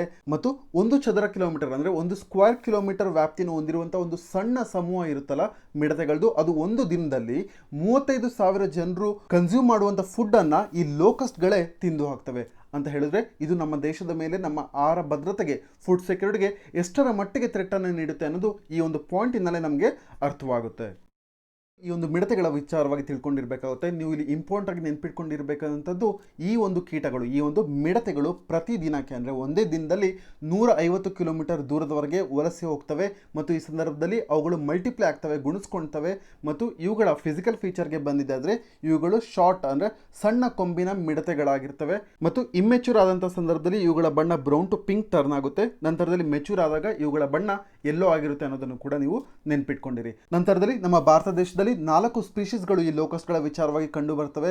ಮೊದಲನೇದಾಗಿ ಡೆಸರ್ಟ್ ಲೋಕಸ್ಟ್, ಎರಡನೇದಾಗಿ ಮೈಗ್ರೇಟರಿ ಲೋಕಸ್ಟ್, ಮೂರನೇದು ಬಾಂಬೆ ಲೋಕಸ್ಟ್ ಮತ್ತು ಕೊನೆಯದಾಗಿ ಟ್ರೀ ಲೋಕಸ್ಟ್ ಅಂತ ಹೇಳಿ. ಈ 4 ಸ್ಪೀಷೀಸ್ಗಳ ಹೆಸರನ್ನು ನೆನ್ಪಿಟ್ಕೊಂಡಿರಿ. ನಂತರದಲ್ಲಿ ಈ ಸಂದರ್ಭದಲ್ಲಿ ಇವಾಗ ಪ್ರಸ್ತುತವಾಗಿ ನಮ್ಮ ದೇಶಕ್ಕೆ ದಾಳಿ ಮಾಡಿರುವಂಥ ಮಿಡತೆಗಳು ಯಾವ ಗ್ರೂಪ್ಗೆ ಸೇರಿದ್ದು ಅಂತ ಹೇಳಿದ್ರೆ ಡೆಸರ್ಟ್ ಲೋಕಸ್ಟ್. ಈ ಪಾಯಿಂಟ್ ಕೂಡ ಇಂಪಾರ್ಟೆಂಟ್ ಆಗುತ್ತೆ. ನಂತರದಲ್ಲಿ ಇತ್ತೀಚೆಗೆ food and agriculture organisation, United ನೇಷನ್ಸ್ನ ಒಂದು ಭಾಗವಾಗಿರುವಂಥ ಫುಡ್ ಆ್ಯಂಡ್ ಅಗ್ರಿಕಲ್ಚರ್ ಆರ್ಗನೈಸೇಷನ್ 3 ಹಾಟ್ಸ್ಪಾಟ್ಸ್ಗಳನ್ನು ಲೋಕಸ್ಟ್ ಆಕ್ಟಿವಿಟಿ ವಿಚಾರವಾಗಿ ಅನೌನ್ಸ್ ಮಾಡಿತ್ತು. ಅದು ಯಾವುದೇದು ಅಂತ ಹೇಳಿದ್ರೆ horn of Africa, red sea area ಮತ್ತು ಸೌತ್ ವೆಸ್ಟ್ ಏಷ್ಯಾ. ಇವುಗಳ ಮ್ಯಾಪನ್ನು ನೀವು ನೋಡ್ಕೊಂಡಿರಿ ಮತ್ತು ರೆಡ್ ಸಿ ಏರಿಯಾದಲ್ಲಿ ಯಾವ್ಯಾವ ಕಂಟ್ರಿಗಳು ಎಫೆಕ್ಟ್ ಆಗಿದ್ದಾವೆ ಅನ್ನೋದು ನೆನ್ಪಿಟ್ಕೊಂಡಿರಿ. ಸೌದಿ ಅರೇಬಿಯಾ, ಒಮಾನ್ ಮತ್ತು ಯೆಮೆನ್. ನಂತರದಲ್ಲಿ ಸೌತ್ ವೆಸ್ಟ್ ಏಷ್ಯಾದಲ್ಲಿ ಇರಾನ್, ಪಾಕಿಸ್ತಾನ್ ಮತ್ತು ಇಂಡಿಯಾ ಹೈಯೆಸ್ಟ್ ಎಫೆಕ್ಟ್ ಆಗಿದೆ ಅಂತ ಹೇಳಿ Food and agriculture organisation announce ಮಾಡಿತ್ತು. ಇಷ್ಟು ಪಾಯಿಂಟ್ಸ್ಗಳು ಮಿಡತೆಗಳ ಬಗ್ಗೆ ನೀವು ತಿಳ್ಕೊಂಡಿದ್ರೆ ಸಾಕಾಗುತ್ತೆ. ಈಗ ನಾವು ಈ ಒಂದು ನ್ಯೂಸ್ ಪೇಪರ್ ಆರ್ಟಿಕಲ್ನ ಚರ್ಚೆಗೆ ಮುಂದಾಗಿದ್ದಾದ್ರೆ ಈ ಒಂದು ಆರ್ಟಿಕಲ್ನಲ್ಲಿ ಏನು ಚರ್ಚೆ ಮಾಡ್ತಾ ಇದ್ದಾರೆ ಅಂತ ಹೇಳಿದ್ರೆ ಮಿಡತೆಗಳನ್ನ ನಿಯಂತ್ರಿಸೋದಕ್ಕೆ ಈಗ ಡ್ರೋನ್ಗಳನ್ನ ನಿಯೋಜನೆ ಮಾಡಿದ್ದಾರೆ. ಈ ಒಂದು ಟ್ರಯಲನ್ನು ಈಗ ಎಲ್ಲಿ ಮಾಡ್ತಿದ್ದಾರೆ ಅಂತ ಹೇಳಿದ್ರೆ ಜೈಪುರದ ಒಂದು ಹಳ್ಳಿಯಲ್ಲಿ ಈ ಒಂದು ಪ್ರಯೋಗವನ್ನು ಮಾಡ್ತಿದ್ದಾರೆ. ಯಾಕೆ ಈ ಪ್ರಯೋಗ ಅಂತ ಹೇಳಿದ್ರೆ ಕಷ್ಟಕರವಾದ ಭೂ ಪ್ರದೇಶ ಅಂತ ಹೇಳಿದ್ರೆ ಮನುಷ್ಯರು ರೀಚ್ ಆಗದೇ ಇರುವಂಥ ಪ್ರದೇಶಗಳು, ಫಾರ್ ಎಕ್ಸಾಂಪಲ್ ಅತ್ಯಂತ ತೀರ ಕಾಡು ಇರ್ಬೋದು ಅಥವಾ ಅತ್ಯಂತ ಎತ್ತರದ ಮರಗಳು ಇರ್ಬೋದು. ಈ ಸಂದರ್ಭದಲ್ಲಿ ಆ ಒಂದು ಜಾಗಕ್ಕೆ ಹೋಗಿ ಪೆಸ್ಟಿಸೈಡ್ಸ್ ಅಂದರೆ ಕೀಟನಾಶಕಗಳನ್ನ ಸಿಂಪಡಿಸುವುದಕ್ಕೆ ಸಾಧ್ಯವಾಗುವುದಿಲ್ಲ. ಅಂಥ ಸಂದರ್ಭದಲ್ಲಿ ಏನು ಮಾಡ್ಬೋದು ಅಂತ ಹೇಳಿದ್ರೆ ಈ ರೀತಿಯಂಥ ಡ್ರೋನ್ಗಳನ್ನ ಬಳಸಿ ಆ ಜಾಗದಲ್ಲಿ ಪೆಸ್ಟಿಸೈಡ್ಸ್ಗಳನ್ನ ಸಿಂಪಡಣೆ ಮಾಡ್ಬೋದು. ಆದ್ದರಿಂದಾಗಿ ಈಗ ಸಿವಿಲ್ ಏವಿಯೇಷನ್ ಮಿನಿಸ್ಟ್ರಿ ರಾಜಸ್ಥಾನದಲ್ಲಿ ಇರುವಂಥ ಅಗ್ರಿಕಲ್ಚರ್ ಡಿಪಾರ್ಟ್ಮೆಂಟ್ಗೆ ಈಗ ಪರ್ಮಿಷನ್ ಕೊಟ್ಟಿದೆ ಆಂಟಿ ಲೋಕಸ್ಟ್ ಆಪರೇಷನ್ಸ್ಗಳನ್ನ ಕಂಡಕ್ಟ್ ಮಾಡಿ ಡ್ರೋನ್ಗಳನ್ನ ಬಳಸ್ಕೊಂಡು ಅಂತ ಹೇಳಿ. ಈಗ ಮಿಡತೆ ದಾಳಿಯನ್ನು ನೋಡಿದಂಥ ಸಂದರ್ಭದಲ್ಲಿ ರಾಜಸ್ಥಾನದಲ್ಲಿ ಈಗ ಟೋಟಲ್ ಆಗಿ 20 ಜಿಲ್ಲೆಗಳಲ್ಲಿ ಸುಮಾರು 90,000 ಹೆಕ್ಟೇರ್ ಪ್ರದೇಶವನ್ನ ಈ ಮಿಡತೆಗಳು ಹಾಳು ಮಾಡಿದ್ದಾವೆ. ನಂತರದಲ್ಲಿ ಡ್ರೋನ್ಗಳನ್ನ ಬಳಸೋದಕ್ಕೆ ಷರತ್ತುಬದ್ಧ ಅಂದರೆ ಕಂಡೀಷನಲ್ ಎಕ್ಸೆಂಪ್ಷನ್ ಷರತ್ತುಬದ್ಧ ವಿನಾಯಿತಿಯನ್ನು ನೀಡಿದ್ದಾರೆ. ಈ ಡ್ರೋನ್ಸ್ಗಳನ್ನು ಈಗ ಸಿವಿಲ್ ಏವಿಯೇಷನ್ ಮಿನಿಸ್ಟ್ರಿ ಡಿಪ್ಲಾಯ್ ಮಾಡುತ್ತೆ. ಇದು ನೋಡಲ್ ಏಜೆನ್ಸಿ ಆಗಿದೆ. ಇದರ ಮುಖಾಂತರವಾಗಿ ಏರಿಯಲ್ ಸರ್ವೆಲೆನ್ಸ್, ನಂತರದಲ್ಲಿ ಏರಿಯಲ್ ಫೋಟೋಗ್ರಫಿ ಮತ್ತು ಪಬ್ಲಿಕ್ ಅನೌನ್ಸ್ಮೆಂಟ್ ಮಾಡೋದಕ್ಕೆ ಮತ್ತು ಏರಿಯಲ್ ಸ್ಪ್ರೇ ಆಫ್ ಇನ್ಸೆಕ್ಟಿಸೈಡ್ ಅಂತ ಹೇಳಿದ್ರೆ ವೈಮಾನಿಕವಾಗಿ ಕೀಟನಾಶಕಗಳನ್ನ ಸಿಂಪಡಿಸೋದಕ್ಕೆ ಈಗ ಡ್ರೋನ್ಗಳನ್ನು ಉಪಯೋಗಿಸ್ಕೊಳ್ತಾರೆ. ಇಲ್ಲಿ ನೀವು ಒಂದು ಪಾಯಿಂಟನ್ನು ನೀವು ನೆನ್ಪಿಟ್ಕೊಂಡಿರಬೇಕು. ಇಲ್ಲಿ ಆದೇಶದಲ್ಲಿ ಮೆನ್ಷನ್ ಮಾಡಿರುವಂಥ ತುಂಬ ಇಂಪಾರ್ಟೆಂಟ್ ಪಾಯಿಂಟ್, ಈ ಡ್ರೋನ್ಸ್ಗಳು ಎಕೋ ಸೆನ್ಸಿಟಿವ್ ಝೋನ್ಸ್ಗಳ ಮೇಲೆ ಹಾರಾಡೋದಿಲ್ಲ. ಎಕೋ ಸೆನ್ಸಿಟಿವ್ ಝೋನ್ಸ್ಗಳು ತುಂಬ ಇಂಪಾರ್ಟೆಂಟ್ ಆಗುತ್ತೆ. ಯಾಕೆ ಅಂತ ಹೇಳಿದ್ರೆ ಅದರ ಸುತ್ತಮುತ್ತ ನ್ಯಾಷನಲ್ ಪಾರ್ಕ್ ಇರುತ್ತೆ, ವೈಲ್ಡ್ ಲೈಫ್ ಸ್ಯಾಂಕ್ಚುರಿ ಇರುತ್ತೆ. ಆದ್ದರಿಂದಾಗಿ ಇದರ ಸುತ್ತಮುತ್ತ ಡ್ರೋನ್ಸ್ಗಳನ್ನ ಹಾರಾಟ ಮಾಡುವ ಹಾಗೆ ಇಲ್ಲ. ಇದರ ಜೊತೆಗೆ ಅಡ್ವರ್ಸ್ ವೆದರ್ ಕಂಡೀಷನ್ಸ್ ಅಂತ ಹೇಳಿದ್ರೆ ತುಂಬ ಮಳೆ ಇರುವಂಥ ಸಂದರ್ಭದಲ್ಲಿ ಅಥವಾ ತುಂಬ ಗಾಳಿ, ಬಿರುಗಾಳಿ ಅಥವಾ ಕಡಿಮೆ ಗೋಚರ ಇರುವಂಥ ಸಂದರ್ಭದಲ್ಲಿ ಅಂದರೆ ಕಡಿಮೆ ಬೆಳಕು ಇರುವಂಥ ಸಂದರ್ಭದಲ್ಲಿ ಈ ಥರ ಅಡ್ವರ್ಸ್ ವೆದರ್ ಕಂಡೀಷನ್ಸ್ಗಳು ಇರುವಂಥ ಸಂದರ್ಭದಲ್ಲಿ ಡ್ರೋನ್ಸ್ಗಳನ್ನ ಉಪಯೋಗಿಸುವಂತೆ ಇಲ್ಲ. ಈ 2 ಪಾಯಿಂಟ್ಗಳನ್ನ ನೀವು ನೆನ್ಪಿಟ್ಕೊಂಡಿರಬೇಕು. ಮೊದಲನೇದಾಗಿ ಎಕೋ ಸೆನ್ಸಿಟಿವ್ ಝೋನ್ಸ್ ಅಂದರೆ ನ್ಯಾಷನಲ್ ಪಾರ್ಕ್ ಮತ್ತು ವೈಲ್ಡ್ ಲೈಫ್ ಸ್ಯಾಂಕ್ಚುರಿಗಳ ಸುತ್ತಮುತ್ತ ಈ ಡ್ರೋನ್ಸ್ಗಳನ್ನ ಹಾರಾಟ ಮಾಡುವಂತಿಲ್ಲ. ನಂತರದಲ್ಲಿ ವೆದರ್ ಕಂಡೀಷನ್ಸ್ಗಳು ಎಕ್ಸ್ಟ್ರೀಮ್ ಆದಂಥ ಸಂದರ್ಭದಲ್ಲಿ ತುಂಬ ಗಾಳಿ, ಮಳೆ ಮತ್ತು ಬಿರುಗಾಳಿ ಬಂದಂಥ ಸಂದರ್ಭದಲ್ಲಿ ಅಥವಾ ಕಡಿಮೆ ಬೆಳಕು ಇರುವಂಥ ಸಂದರ್ಭದಲ್ಲಿ ಈ ಡ್ರೋನ್ಗಳನ್ನ ಹಾರಾಟ ಮಾಡುವಂತಿಲ್ಲ. ಈಗ ಈ ಡ್ರೋನ್ ಡಿಪ್ಲಾಯ್ಮೆಂಟ್ ಅನ್ನು ಅಂದರೆ ಈ ಡ್ರೋನ್ಗಳ ನಿಯೋಜನೆಯನ್ನ ಟ್ರಯಲ್ ಬೇಸಿಸ್ನಲ್ಲಿ ಮಾಡ್ತಿರುವಂಥದ್ದು ಜೈಪುರದ ಒಂದು ಡಿಸ್ಟ್ರಿಕ್ಟ್ನಲ್ಲಿ ಅಂದರೆ ರಾಜಸ್ಥಾನಕ್ಕೆ ಸೇರಿದಂಥ ಜೈಪುರದ ಒಂದು ಡಿಸ್ಟ್ರಿಕ್ಟ್ನಲ್ಲಿ. ಈ ಪಾಯಿಂಟ್ ಕೂಡ ನೀವು ನೆನ್ಪಿಟ್ಕೊಂಡಿರಿ. ನಂತರದಲ್ಲಿ ಈ ರೀತಿ ಮಾಡೋದ್ರಿಂದ ಡ್ರೋನ್ಸ್ಗಳನ್ನು ಬಳಸೋದ್ರಿಂದ ಆಂಟಿ ಲೋಕಸ್ಟ್ ಆಪರೇಷನ್ಸ್ಗಳಲ್ಲಿ ಅದು ನಮಗೆ ಮಾನವರಿಗೆ ಯಾವ ರೀತಿ ಹೆಲ್ಪ್ ಆಗುತ್ತೆ ಅಂತ ಹೇಳಿದ್ರೆ ಇನ್ಸೆಕ್ಟಿಸೈಡ್ಸ್ಗಳನ್ನು ಎತ್ತರದಿಂದ ಸಿಂಪಡಣೆ ಮಾಡ್ಬೋದು. ನಂತರದಲ್ಲಿ ಸಾಮಾನ್ಯವಾಗಿ ಸಿಂಪಡಿಸೋದಕ್ಕೆ ತಲುಪಲಾಗದೇ ಇರುವಂಥ ಸ್ಥಳಗಳು ಇರ್ತವೆ. ನಾನು ಈಗಾಗಲೇ ಹೇಳಿರುವಂಥ ಎತ್ತರದ ಮರಗಳ ಮೇಲೆ ಮಿಡತೆಗಳು ಇರ್ತವೆ. ಆ ಸಂದರ್ಭದಲ್ಲಿ ಅವುಗಳನ್ನ ಕೊಲ್ಲಬೇಕು ಅಂತ ಹೇಳಿದ್ರೆ ನಾವು ಡ್ರೋನ್ಗಳ ಸಹಾಯವನ್ನು ಪಡ್ಕೊಬೋದು. ಇಷ್ಟು ಈ ಒಂದು ಆರ್ಟಿಕಲ್ನ ಹೈಲೈಟ್ ಪಾಯಿಂಟ್ಸ್ಗಳಾಗಿದ್ದಾವೆ. ಈಗ ನಾವು ಮುಂದಿನ ನ್ಯೂಸ್ ಪೇಪರ್ ಆರ್ಟಿಕಲ್ಗೆ ಹೋಗಿದ್ರೆ ಈ ಒಂದು news paper article page number 9ರಲ್ಲಿ ಬೆಂಗಳೂರು ಎಡಿಷನ್ನಲ್ಲಿ ಅಪಿಯರ್ ಆಗಿದೆ. ಈ ಒಂದು ಆರ್ಟಿಕಲ್ನಲ್ಲಿ ಏನು ಚರ್ಚೆ ಮಾಡ್ತಾ ಇದ್ದಾರೆ ಅಂತ ಹೇಳಿದ್ರೆ ಚೈನಾ ಈಗ ಭಾರತದಿಂದ ಇಂಪೋರ್ಟ್ ಮಾಡಿಕೊಳ್ಳುತ್ತಿದ್ದಂಥ ಪೋರ್ಕನ್ನು ಈಗ ಬ್ಯಾನ್ ಮಾಡಿದೆ. ಇದಕ್ಕೆ ಹಿನ್ನೆಲೆ ಏನು ಅಂತ ಹೇಳಿದ್ರೆ ASF ಅಂತ ಹೇಳಿದ್ರೆ ಆಫ್ರಿಕನ್ ಸ್ವೈನ್ ಫೀವರ್, ಇದೊಂದು ಹಂದಿ ಜ್ವರವಾಗಿದೆ. ಆದ್ರಿಂದಾಗಿ ಈಗ ಚೀನಾ ತನ್ನ ಪಶುಸಂಗೋಪನೆ ಸಂರಕ್ಷಣೆ ಮಾಡ್ಕೊಳ್ಳೋದಕ್ಕೋಸ್ಕರ ನಮ್ಮ ದೇಶದಿಂದ ಆಮದು ಮಾಡಿಕೊಳ್ಳುತ್ತಿದ್ದಂಥ ಪೋರ್ಕನ್ನು ಈಗ ಅವರು ಬ್ಯಾನ್ ಮಾಡಿದ್ದಾರೆ. ಈ ಹಿನ್ನೆಲೆಯಲ್ಲಿ ಈ ಒಂದು ನ್ಯೂಸ್ ಪೇಪರ್ ಆರ್ಟಿಕಲ್ ಅಪಿಯರ್ ಆಗಿದೆ. ನೀವು ಈ ಒಂದು ಟಾಪಿಕ್ ಅನ್ನ ಪ್ಲಿಮ್ಸ್ ಪಾಯಿಂಟ್ ಆಫ್ ನಿಂದ ಜನರಲ್ ಸೈನ್ಸ್ ಮತ್ತು ಸೈನ್ಸ್ ಅಂಡ್ ಟೆಕ್ನಾಲಜಿ ಕೆಳಗಡೆ ಕವರ್ ಮಾಡ್ಕೊಬೇಕು ಮತ್ತು ಮೇನ್ಸ್ ಪಾಯಿಂಟ್ ಆಫ್ ನಿಂದ GS2 ಕೆಳಗಡೆ ಬರುವಂಥ ಇಶ್ಯೂಸ್ ರಿಲೇಟೆಡ್ ಟು ಹೆಲ್ತ್ ಕೆಳಗಡೆ ಕವರ್ ಮಾಡ್ಕೊಬೇಕಾಗುತ್ತೆ. ಇಲ್ಲಿ ನಾವು ಆಫ್ರಿಕನ್ ಸ್ವೈನ್ ಫೀವರ್ ಈ ಒಂದು ಟಾಪಿಕನ್ನು ಕವರ್ ಮಾಡಬೇಕು. ಇದು ಪ್ರಿಲಿಮ್ಸ್ ಪಾಯಿಂಟ್ ತುಂಬ ಇಂಪಾರ್ಟೆಂಟ್ ಆಗುತ್ತೆ. ಯಾಕೆ ಅಂತ ಹೇಳಿದ್ರೆ ಈ ಹಿಂದೆ ಆಲ್ರೆಡಿ UPSC H1N1 ವೈರಸ್ನ ಬಗ್ಗೆ ಒಂದು ಪ್ರಶ್ನೆಯನ್ನು ಕೇಳಿತ್ತು. ಹಾಗಾಗಿ ಸ್ವೈನ್ ಫ್ಲೂಗಳ ವಿಚಾರವಾಗಿ ಅದರಲ್ಲೂ ಮುಖ್ಯವಾಗಿ ಪ್ರಸ್ತುತವಾಗಿ ಕರೆಂಟ್ ಅಫೇರ್ಸ್ನಲ್ಲಿ ಇರುವಂಥ ಆಫ್ರಿಕನ್ ಸ್ವೈನ್ ಫ್ಲೂ ವಿಚಾರವಾಗಿ ಕೇಳುವಂಥ ಸಾಧ್ಯತೆ ಹೆಚ್ಚಿದೆ. ಅದರಿಂದಾಗಿ ಈ ಒಂದು ಟಾಪಿಕನ್ನು ಈಗ ಕವರ್ ಮಾಡೋಣ. ಮೊದಲನೇದಾಗಿ ಆಫ್ರಿಕನ್ ಸ್ವೈನ್ ಫೀವರ್ ಇದರ ಬೇಸಿಕ್ಸ್ ಅನ್ನು ಕವರ್ ಮಾಡೋದಾದ್ರೆ ASF ಅನ್ನ ಆಫ್ರಿಕನ್ ಸ್ವೈನ್ ಫೀವರ್ ಅನ್ನ ಹೈಲಿ ಕಾಂಟೇಜಿಯಸ್ ಅಂತ ಹೇಳಿದ್ರೆ ಸಾಂಕ್ರಾಮಿಕ ರೋಗ ಅಂತ ಹೇಳಿ ಕರೀತಾರೆ ಮತ್ತು ಫತಾಲ್ ಅಂದ್ರೆ ಮಾರಣಾಂತಿಕ ಪ್ರಾಣಿ ಕಾಯಿಲೆ ಆಗಿದೆ. ಈ ಒಂದು ಪಾಯಿಂಟ್ ನೀವು ನೆನ್ಪಿಟ್ಕೊಂಡಿರ್ಬೇಕು. ಇದು ಹೈಲಿ ಕಾಂಟೇಜಿಯಸ್ ಅಂದ್ರೆ ಸಾಂಕ್ರಾಮಿಕ ರೋಗ. ಅಂದ್ರೆ ಈಗ ಕರೋನಾ ಇದೆಯಲ್ಲ, ಅದು ಕೂಡ ಸಾಂಕ್ರಾಮಿಕ ರೋಗ. ಯಾಕೆ ಅಂತ ಹೇಳಿದ್ರೆ ಅದು ಮನುಷ್ಯರಿಂದ ಮನುಷ್ಯರಿಗೆ ಹರಡ್ತಾ ಇದೆ. ಅದೇ ರೀತಿಯಲ್ಲಿ ASF ಕೂಡ, ಆಫ್ರಿಕನ್ ಸ್ವೈನ್ ಫೀವರ್ ಕೂಡ ಒಂದು ಪ್ರಾಣಿಯಿಂದ ಇನ್ನೊಂದು ಪ್ರಾಣಿಗೆ ಹರಡುತ್ತೆ. ಅದರಿಂದಾಗಿ ಇದನ್ನ ಹೈಲಿ ಕಾಂಟೇಜಿಯಸ್ ಅಂತ ಹೇಳ್ತಾ ಇದ್ದಾರೆ. ನಂತರದಲ್ಲಿ ಫತಾಲ್ ಡಿಸೀಸ್ ಅಂದ್ರೆ ಮಾರಣಾಂತಿಕ ಪ್ರಾಣಿ ಕಾಯಿಲೆ ಆಗಿದೆ. ನಂತರದಲ್ಲಿ ಈ ಒಂದು ಕಾಯಿಲೆ ಯಾವ ಪ್ರಾಣಿಗಳಲ್ಲಿ ಕಾಣಸಿಗುತ್ತೆ ಅಂತ ಹೇಳಿದ್ರೆ ವೈಲ್ಡ್ ಪಿಕ್ಸ್ಗಳಲ್ಲಿ ಮತ್ತು ಡೊಮೆಸ್ಟಿಕ್ ಪಿಕ್ಸ್ಗಳಲ್ಲಿ ಅಂದರೆ ದೇಶೀಯ ಮತ್ತು ಕಾಡು ಹಂದಿಗಳಲ್ಲಿ ಈ ಒಂದು ಸೋಂಕು ಕಾಣೋದಕ್ಕೆ ಸಿಗುತ್ತೆ. ನಂತರದಲ್ಲಿ ಇದರ ಪರಿಣಾಮ ಯಾವ ರೀತಿ ಇರುತ್ತೆ ಅಂತ ಹೇಳಿದ್ರೆ, ಇದರ ಪರಿಣಾಮವಾಗಿ ಈ ಒಂದು ಕಾಯಿಲೆ ಏನಾದರೂ ಆ ಒಂದು ಪ್ರಾಣಿಗೆ ಬಂದಂಥ ಸಂದರ್ಭದಲ್ಲಿ ಇದರ ಪರಿಣಾಮವಾಗಿ ರಕ್ತಸ್ರಾವದ ಮೂಲಕವಾಗಿ ಅಂತ ಹೇಳಿದ್ರೆ ಹಿಮೋರೇಜಿಕ್ ಫೀವರ್ ಅಂತ ಏನು ಹೇಳ್ತೀವಿ, ರಕ್ತಸ್ರಾವದಿಂದ ಜ್ವರ ಬಂದು ನಂತರದಲ್ಲಿ ಆ ಪ್ರಾಣಿ ಸಾವನ್ನಪ್ಪುತ್ತೆ. ಫಸ್ಟ್ ಟೈಮ್ ಈ ಒಂದು ಡಿಸೀಸ್ ಎಲ್ಲಿ ಡಿಟೆಕ್ಟ್ ಮಾಡಿದ್ದು ಅಂತ ಹೇಳಿದ್ರೆ 1920ರಲ್ಲಿ ಆಫ್ರಿಕಾದಲ್ಲಿ ಮೊದಲ ಬಾರಿಗೆ ಈ ಒಂದು ಫೀವರನ್ನು ಆಫ್ರಿಕನ್ ಸ್ವೈನ್ ಫೀವರ್ ಅಂತ ಹೇಳಿ ಕಂಡುಹಿಡಿಯಲಾಗುತ್ತೆ. ನಂತರದಲ್ಲಿ ಇದರ ಮರಣ ಪ್ರಮಾಣ, ಮಾರ್ಟಾಲಿಟಿ ರೇಟ್ ಎಷ್ಟಿದೆ ಅಂತ ನೋಡಿದ್ರೆ 100% ಅಷ್ಟು ಇದೆ. ನಂತರದಲ್ಲಿ ಪ್ರೆಸೆಂಟ್ ಆಗಿ ಇರುವಂತಹ COVID-19 ಕೊರೋನಾದ ವಿಷಯವಾಗಿ ನೋಡಿದ್ರೆ ನಮ್ಮ ದೇಶದಲ್ಲಿ ಮರಣ ಪ್ರಮಾಣ ಎಷ್ಟಿದೆ, 3 to 4% ಇದೆ. ಆದರೆ ಈ ಒಂದು ಡಿಸೀಸ್ ಆಫ್ರಿಕನ್ ಸ್ವೈನ್ ಫೀವರ್ ಬಂದಿದಂಥ ಸಂದರ್ಭದಲ್ಲಿ ಮರಣ ಪ್ರಮಾಣ 100ರಷ್ಟು ಇದೆ. ಅಂದರೆ ಬರುವಂಥ ಈ ಒಂದು ಕಾಯಿಲೆ ಬರುವಂಥ ಪ್ರತಿಯೊಂದು ಪ್ರಾಣಿಯೂ ಕೂಡ ಸಾವನ್ನ ಅಪ್ಪುತ್ತೆ. ನಂತರದಲ್ಲಿ ಯಾಕೆ ಇಷ್ಟು ಸಾವಿನ ಪ್ರಮಾಣ ಇದೆ ಅಂತ ಹೇಳಿದ್ರೆ ಇದಕ್ಕೆ ಯಾವುದೇ ರೀತಿಯಂತ ಕ್ಯೂರ್ ಇಲ್ಲ, ಮೆಡಿಸಿನ್ ಇಲ್ಲ. ಆದ್ರಿಂದಾಗಿ ಈ ಕಾಯಿಲೆ ಬರುವಂಥ ಎಲ್ಲ ಪ್ರಾಣಿಗಳು ಸಾವನ್ನ ಅಪ್ತವೆ. ನಂತರದಲ್ಲಿ ಏಕೈಕ ಮಾರ್ಗ ಇದನ್ನು ಹರಡೋದನ್ನು ತಡಿಬೇಕು, ಒಂದು ಪ್ರಾಣಿನ ಇನ್ನೊಂದು ಪ್ರಾಣಿಗೆ ಈ ಒಂದು ಕಾಂಟೇಜಿಯಸ್ ಡಿಸೀಸ್ ಸಾಂಕ್ರಾಮಿಕ ರೋಗ ಹರಡೋದನ್ನು ತಡಿಬೇಕು ಅಂತ ಹೇಳಿದ್ರೆ ಇರುವ ಒಂದೇ ಒಂದು ಮಾರ್ಗ ಅಂತ ಹೇಳಿದ್ರೆ ಪ್ರಾಣಿಗಳನ್ನ ಕೊಲ್ಲುವಂಥದ್ದು. ನಂತರದಲ್ಲಿ ASF ಅನ್ನುವಂಥದ್ದು, ಆಫ್ರಿಕನ್ ಸ್ವೈನ್ ಫೀವರ್ ಅಂತದ್ದು ಮಾನವರಿಗೆ ಯಾವುದೇ ರೀತಿ ಬೆದರಿಕೆನ ನೀಡೋದಿಲ್ಲ. ಯಾಕೆ ಅಂತ ಹೇಳಿದ್ರೆ ಇದು ಥ್ರೆಟ್ ಆಗಿ ಕಾಣಿಸ್ಕೊಳ್ಳೋದಿಲ್ಲ. ಯಾಕೆ ಅಂತ ಹೇಳಿದ್ರೆ ಈ ಒಂದು ಸ್ವೈನ್ ಫೀವರ್ ಕಾರಣ ಬರುವಂಥದ್ದು ಕೇವಲ ಅನಿಮಲ್ಸ್ಗಳಲ್ಲಿ ಮತ್ತು ಇದು ಅನಿಮಲ್ಸಿಂದ ಅನಿಮಲ್ಸಿಗೆ ಟ್ರಾನ್ಸ್ಮಿಟ್ ಆಗುತ್ತೆ, ಆದರೆ ಇದು ಮಾನವರಿಗೆ ತಗಲೋದಿಲ್ಲ. ನಂತರದಲ್ಲಿ ಈ ಒಂದು ಕಾಯಿಲೆಯ ಬಗ್ಗೆ, ಆಫ್ರಿಕನ್ ಸ್ವೈನ್ ಫೀವರ್ನ ಬಗ್ಗೆ Food and Agricultural Organisation FAO ಇದೊಂದು ಯುನೈಟೆಡ್ ನೇಷನ್ಸ್ನ ಪಾರ್ಟ್ ಆಗಿದೆ. FAO ಏನು ಹೇಳಿದೆ ಅಂತ ಹೇಳಿದ್ರೆ ಈ ಒಂದು ಕಾಯಿಲೆಯ ಬಗ್ಗೆ, ಇದೊಂದು ಹೈ ಪೊಟೆನ್ಷಿಯಲ್, ಎಕ್ಸ್ಟ್ರೀಮ್ಲಿ ಹೈ ಪೊಟೆನ್ಷಿಯಲ್ನ ಹೊಂದಿದೆ ಟ್ರಾನ್ಸ್ ಬೌಂಡ್ರಿ ಸ್ಪ್ರೆಡ್ ಆಗೋದಕ್ಕೆ ಅಂತ ಹೇಳಿದೆ. ನಂತರದಲ್ಲಿ ಯಾವ್ಯಾವ ದೇಶಗಳಲ್ಲಿ ಈ ಒಂದು ಕಾಯಿಲೆ ಕಂಡು ಬರುತ್ತೆ ಆ ದೇಶಗಳು ಅಪಾಯ ಮಟ್ಟಕ್ಕೆ ರೀಚ್ ಆಗ್ತವೆ. ನಂತರದಲ್ಲಿ ಇದರ ಮುಖಾಂತರವಾಗಿ ಏನಾಗುತ್ತೆ ಅಂತ ಹೇಳಿದ್ರೆ ಫುಡ್ ಸೆಕ್ಯೂರಿಟಿ, ಜಾಗತಿಕ ಆಹಾರ ಸುರಕ್ಷತೆಗೆ, ಗ್ಲೋಬಲ್ ಫುಡ್ ಸೆಕ್ಯೂರಿಟಿಗೆ ಥ್ರೆಟ್ಟನ್ನು ಮಾಡುತ್ತೆ. ನಂತರದಲ್ಲಿ ಮನೆಯ ಇನ್ಕಮ್, ಹೌಸ್ ಹೋಲ್ಡ್ ಇನ್ಕಮ್ಗೆ ಇದೊಂದು ಮಾರಕ ಅಂತಾನೆ ಹೇಳ್ಬೋದು ಅಂತ Food and agriculture organisation announce ಮಾಡಿದೆ. ಈಗ ಕ್ವಿಕ್ ಆಗಿ ಆಫ್ರಿಕನ್ ಸ್ವೈನ್ ಫೀವರ್ ಬಗ್ಗೆ ಕೀ ಫ್ಯಾಕ್ಟ್ಸ್ಗಳನ್ನ ರಿವೈಸ್ ಮಾಡೋದಾದ್ರೆ ಯಾವ ರೀತಿ ಸ್ಪ್ರೆಡ್ ಆಗುತ್ತೆ ಅಂತ ಹೇಳಿ ಈ ಒಂದು ಇಮೇಜ್ನಲ್ಲಿ ನೋಡೋದಾದ್ರೆ ಇದು ಒಂದು ಪ್ರಾಣಿಯಿಂದ ಇನ್ನೊಂದು ಪ್ರಾಣಿಗೆ ಹರಡುತ್ತೆ. ನಂತರದಲ್ಲಿ ಇದೊಂದು ಕಾಂಟೇಜಿಯಸ್ ಡಿಸೀಸ್ ಆಗಿದೆ. ಇದು ಬಂದಂಥ ಸಂದರ್ಭದಲ್ಲಿ ಆ ಪ್ರಾಣಿಗಳು ಸಾವನ್ನ ಅಪ್ತವೆ. ಯಾಕೆ ಅಂತ ಹೇಳಿದ್ರೆ ಈ ಒಂದು ವಿಷಯವಾಗಿ ಅಂದರೆ ಈ ಒಂದು ಸ್ವೈನ್ ಫೀವರ್ಗೆ ಯಾವುದೇ ರೀತಿಯಂತ ಮೆಡಿಸಿನ್, ಕ್ಯೂರ್ ಅಥವಾ ವ್ಯಾಕ್ಸಿನ್ಗಳು ಇಲ್ಲ. ಆದ್ರಿಂದಾಗಿ ಮರಣ ಪ್ರಮಾಣ 100% ದಾಖಲೆ ಹೊಂದಿದೆ. ನಂತರದಲ್ಲಿ ಈ ವೈರಸ್ಗಳು ಮನುಷ್ಯರಿಗೆ ಟ್ರಾನ್ಸ್ಮಿಟ್ ಆಗೋದಿಲ್ಲ. ಯಾಕೆ ಅಂತ ಹೇಳಿದ್ರೆ ಇವುಗಳು ಕೇವಲ ಪ್ರಾಣಿಯಿಂದ ಪ್ರಾಣಿಗೆ ಟ್ರಾನ್ಸ್ಮಿಟ್ ಆಗ್ತವೆ ಮತ್ತು ಇದು ಹೆಚ್ಚಾಗಿ ಇನ್ಫೆಕ್ಟ್ ಮಾಡುವಂಥದ್ದು ಡೊಮೆಸ್ಟಿಕ್ ಮತ್ತು ವೈಲ್ಡ್ ಪಿಗ್ಸ್ ಅಂತ ಹೇಳಿದ್ರೆ ದೇಶೀಯ ಮತ್ತು ಕಾಡು ಹಂದಿಗಳಿಗೆ ಬೇಗ ಸೋಂಕು ತಗುಲುತ್ತೆ. ನಂತರದಲ್ಲಿ ಈ ಒಂದು ಸೋಂಕು ಬಂದಾಗ ಪಿಕ್ಸ್ಗಳಲ್ಲಿ ಯಾವ ರೀತಿ ಅಂತ ಸಿಂಪ್ಟಮ್ಸ್ ಕಾಣುತ್ತೆ ಅನ್ನೋದನ್ನು ನೋಡೋದಾದ್ರೆ ಮೊದಲನೇದಾಗಿ ಹೈ ಫೀವರ್ ಇರುತ್ತೆ. ನಂತರದಲ್ಲಿ ಡಯರಿಯಾ, ವಾಮಿಟಿಂಗ್ ಮತ್ತು ಪ್ರಾಣಿಗೆ ಚರ್ಮವು ಅಂದರೆ ಸ್ಕಿನ್ ರೆಡ್ ಆಗುತ್ತೆ. ಇಷ್ಟು ಸಿಂಪ್ಟಮ್ಸ್ಗಳಾಗಿದ್ದಾವೆ. ಮತ್ತು ಯಾವ್ಯಾವ ಏಷ್ಯನ್ ಕಂಟ್ರೀಸ್ಗಳಲ್ಲಿ ಈ ಒಂದು ಸ್ವೈನ್ ಫೀವರ್ ಸ್ಪ್ರೆಡ್ ಆಗಿದೆ ಅನ್ನೋದನ್ನು ನೋಡೋದಾದ್ರೆ ಚೈನಾ, ಮಂಗೋಲಿಯಾ, ಲಾವೋಸ್, ಕಾಂಬೋಡಿಯಾ ಮತ್ತು ವಿಯೆಟ್ನಾಂ ಈ ಪ್ರದೇಶಗಳಲ್ಲಿ ಮತ್ತು ಈಗ ಭಾರತದಲ್ಲಿ ಈ ಹಿಂದೆ ಅಂದರೆ ಮೇ ಮೊದಲನೇ ವಾರದಲ್ಲಿ ಅಸ್ಸಾಂನಲ್ಲಿ ಆಲ್ಮೋಸ್ಟ್ 2800 ಪಿಕ್ಸ್ಗಳು ಆಲ್ರೆಡಿ ಈ ಒಂದು ಸ್ವೈನ್ ಫೀವರಿಂದಾಗಿ ಡೆತ್ತನ್ನು ಕಂಡಿದ್ವು. ನಂತರದಲ್ಲಿ ಗೌರ್ಮೆಂಟ್ ಕೂಡ ಆರ್ಡರ್ ಮಾಡಿತು, ಸೆಂಟರ್ ಆರ್ಡರ್ ಮಾಡಿತು ಈ ಒಂದು ಸ್ವೈನ್ ಫೀವರ್ ಕಂಡು ಬಂದಂಥ ಸಂದರ್ಭದಲ್ಲಿ ಆ ಪ್ರಾಣಿಗಳನ್ನು ಕೊಲ್ಲೋದಕ್ಕೆ.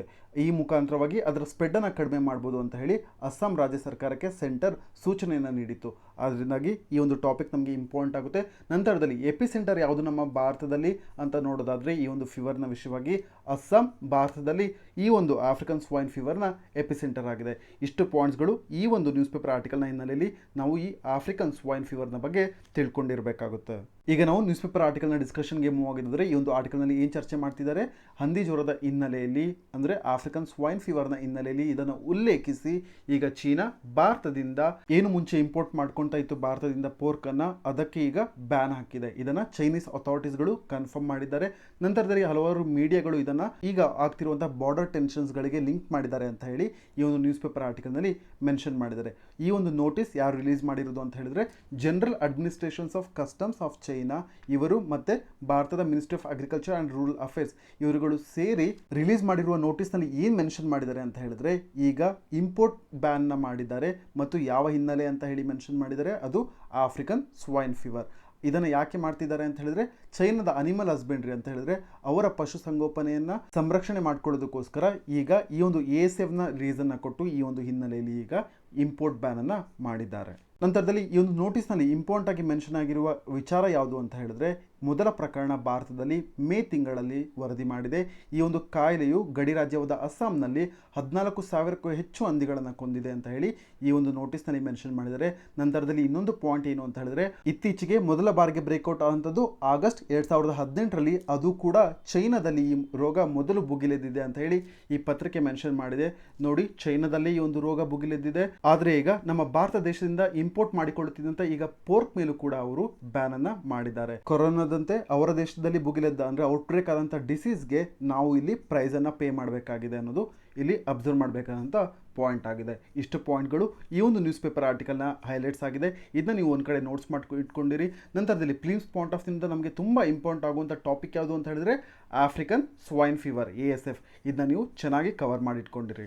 ಈಗ ನಾವು ಮುಂದಿನ ಆರ್ಟಿಕಲ್ಗೆ ಹೋಗಿದ್ರೆ, ಈ ಒಂದು ಆರ್ಟಿಕಲ್ ಬ್ಯಾಂಗ್ಳೂರ್ ಎಡಿಷನ್ನಲ್ಲಿ ಪೇಜ್ ನಂಬರ್ 9ರಲ್ಲಿ ಅಪಿಯರ್ ಆಗಿದೆ. ಈ ಒಂದು ಆರ್ಟಿಕಲ್ನಲ್ಲಿ ಏನು ಚರ್ಚೆ ಮಾಡ್ತಾ ಇದ್ದಾರೆ ಅಂತ ಹೇಳಿದ್ರೆ, ಕೋವಿಡ್-19 ವಿಷಯವಾಗಿ ಭಾರತದಲ್ಲಿ ಲಸಿಕೆ ಪ್ರಯೋಗಗಳು, ಇಂಡಿಯನ್ ವ್ಯಾಕ್ಸಿನ್ ಟ್ರಯಲ್ಸ್ಗಳು ಅಕ್ಟೋಬರ್ನಲ್ಲಿ ನಡೆಯುವಂಥ ಸಾಧ್ಯತೆ ಇದೆ ಅಂತ ಹೇಳಿ ಹೇಳ್ತಾ ಇದ್ದಾರೆ. ಮತ್ತು ಹ್ಯೂಮನ್ ಟ್ರಯಲ್ಸ್ಗಳನ್ನ ಕಂಡಕ್ಟ್ ಮಾಡೋದಕ್ಕಿಂತ ಮುಂಚೆ ಪ್ರೀ ಕ್ಲಿನಿಕಲ್ ಸ್ಟಡೀಸ್ಗಳನ್ನು ಅಂತ ಹೇಳಿದ್ರೆ ಪೂರ್ವಭಾವಿ ಅಧ್ಯಯನಗಳನ್ನು ಮಾಡಬೇಕಾಗಿದೆ ಅಂತ ಹೇಳಿ ಈ ಒಂದು ಆರ್ಟಿಕಲ್ನಲ್ಲಿ ಮೆನ್ಷನ್ ಮಾಡಿದ್ದಾರೆ. ಈ ಒಂದು ನ್ಯೂಸ್ ಪೇಪರ್ ಆರ್ಟಿಕಲ್ನಲ್ಲಿ ಕೋರೋಫ್ಲೂ ಅನ್ನುವಂಥ ವ್ಯಾಕ್ಸಿನ್ ಬಗ್ಗೆ ಚರ್ಚೆ ಮಾಡಿದ್ದಾರೆ ನಂತರದಲ್ಲಿ. ಅದರಿಂದಾಗಿ ಈ ಒಂದು ಟಾಪಿಕ್ ನಮಗೆ ಇಂಪಾರ್ಟೆಂಟ್ ಆಗುತ್ತೆ ಫಿಲಿಮ್ಸ್ ಪಾಯಿಂಟ್ ಆಫ್ ವ್ಯೂನಿಂದ. ಕೋರೋಫ್ಲೂ ಅನ್ನುವಂಥ ವ್ಯಾಕ್ಸಿನ್ನ ಹೈದರಾಬಾದ್ ಬೇಸ್ಡ್ ಕಂಪನಿ ಆಗಿರುವಂಥ ಭಾರತ್ ಬಯೋಟೆಕ್ ಇದನ್ನು ತಂದಿದೆ. ಅದರಿಂದಾಗಿ ಈ ವ್ಯಾಕ್ಸಿನ್ ಬಗ್ಗೆ ನಮ್ಮ ಫಿಲಿಮ್ಸ್ ಪಾಯಿಂಟ್ ಆಫ್ ವ್ಯೂನಿಂದ ಕವರ್ ಮಾಡೋದು ಇಂಪಾರ್ಟೆಂಟ್ ಆಗುತ್ತೆ. ಅದರಿಂದಾಗಿ ಈ ಒಂದು ಟಾಪಿಕನ್ನು ನೀವು GS3 ಕಡೆ ಬರುವಂಥ ಸೈನ್ಸ್ ಆ್ಯಂಡ್ ಟೆಕ್ನಾಲಜಿ ಟಾಪಿಕ್ನ ಕಡೆ ನೋಟ್ಸ್ನ ಮಾಡ್ಕೊಬೋದು. ಮೊದಲನೇದಾಗಿ ಈ ಒಂದು ನ್ಯೂಸ್ ಪೇಪರ್ ಆರ್ಟಿಕಲ್ನಲ್ಲಿ ಈಗ ಭಾರತದಲ್ಲಿ ಅಭಿವೃದ್ಧಿಪಡಿಸುತ್ತಿರುವಂಥ ನಾವೆಲ್ ಕೊರೋನಾ ವೈರಸ್ ವಿರುದ್ಧವಾಗಿ ಹೋರಾಡೋದಕ್ಕೆ ಒಂದು ಲಸಿಕೆಯನ್ನು ಅಭಿವೃದ್ಧಿಪಡಿಸಿದ್ದಾರೆ. ಮತ್ತು ಈ ಲಸಿಕೆಗಳನ್ನು ಭಾರತದಲ್ಲಿ ಅಕ್ಟೋಬರ್ನಲ್ಲಿ ಈ ಲಸಿಕೆಗಳ ಪ್ರಯೋಗಗಳನ್ನ ಅಂದರೆ ಹ್ಯೂಮನ್ ಟ್ರಯಲ್ಸ್ಗಳನ್ನ ಸ್ಟಾರ್ಟ್ ಮಾಡೋದಾಗಿ ಈಗ ಸರ್ಕಾರದ ಪ್ರಧಾನ ವೈಜ್ಞಾನಿಕ ಸಲಹೆಗಾರರಾದಂಥ K. ವಿಜಯರಾಘವನ್ ರವರು ಗುರುವಾರ ತಮ್ಮ ಪತ್ರಿಕಾಗೋಷ್ಠಿಯಲ್ಲಿ ಅನೌನ್ಸ್ ಮಾಡಿದ್ದಾರೆ. ನಂತರದಲ್ಲಿ ಈಗ ಲಸಿಕೆ ವ್ಯಾಕ್ಸಿನ್ ಇದರ ಹೆಸರು ಏನು ಅಂತ ಹೇಳಿದ್ರೆ ಕೋರೋಫ್ಲೂ ಅಂತ ಹೇಳಿ. ಇದನ್ನು ತಯಾರು ಮಾಡಿರುವಂಥದ್ದು ಯಾರು ಅಂತ ಹೇಳಿದ್ರೆ Bharat biotech company. Bharat biotech company base ಆಗಿರುವಂಥದ್ದು ಹೈದರಾಬಾದ್ನಲ್ಲಿ. ಈ ಒಂದು ಪಾಯಿಂಟ್ನ ನೀವು ನೆನ್ಪಿಟ್ಕೊಂಡಿರಬೇಕು. ಹೈದರಾಬಾದ್ನಲ್ಲಿ ಬೇಸ್ ಆಗಿರುವಂಥ ಭಾರತ್ ಬಯೋಟೆಕ್ ಕಂಪನಿ ಏಪ್ರಿಲ್ನಲ್ಲಿ ಅನೌನ್ಸ್ ಮಾಡಿತ್ತು. ಇದು ಇಂಟರ್ನ್ಯಾಷನಲ್ ಕೊಲಾಬ್ರೇಷನ್ ಹೊಂದಿದೆ.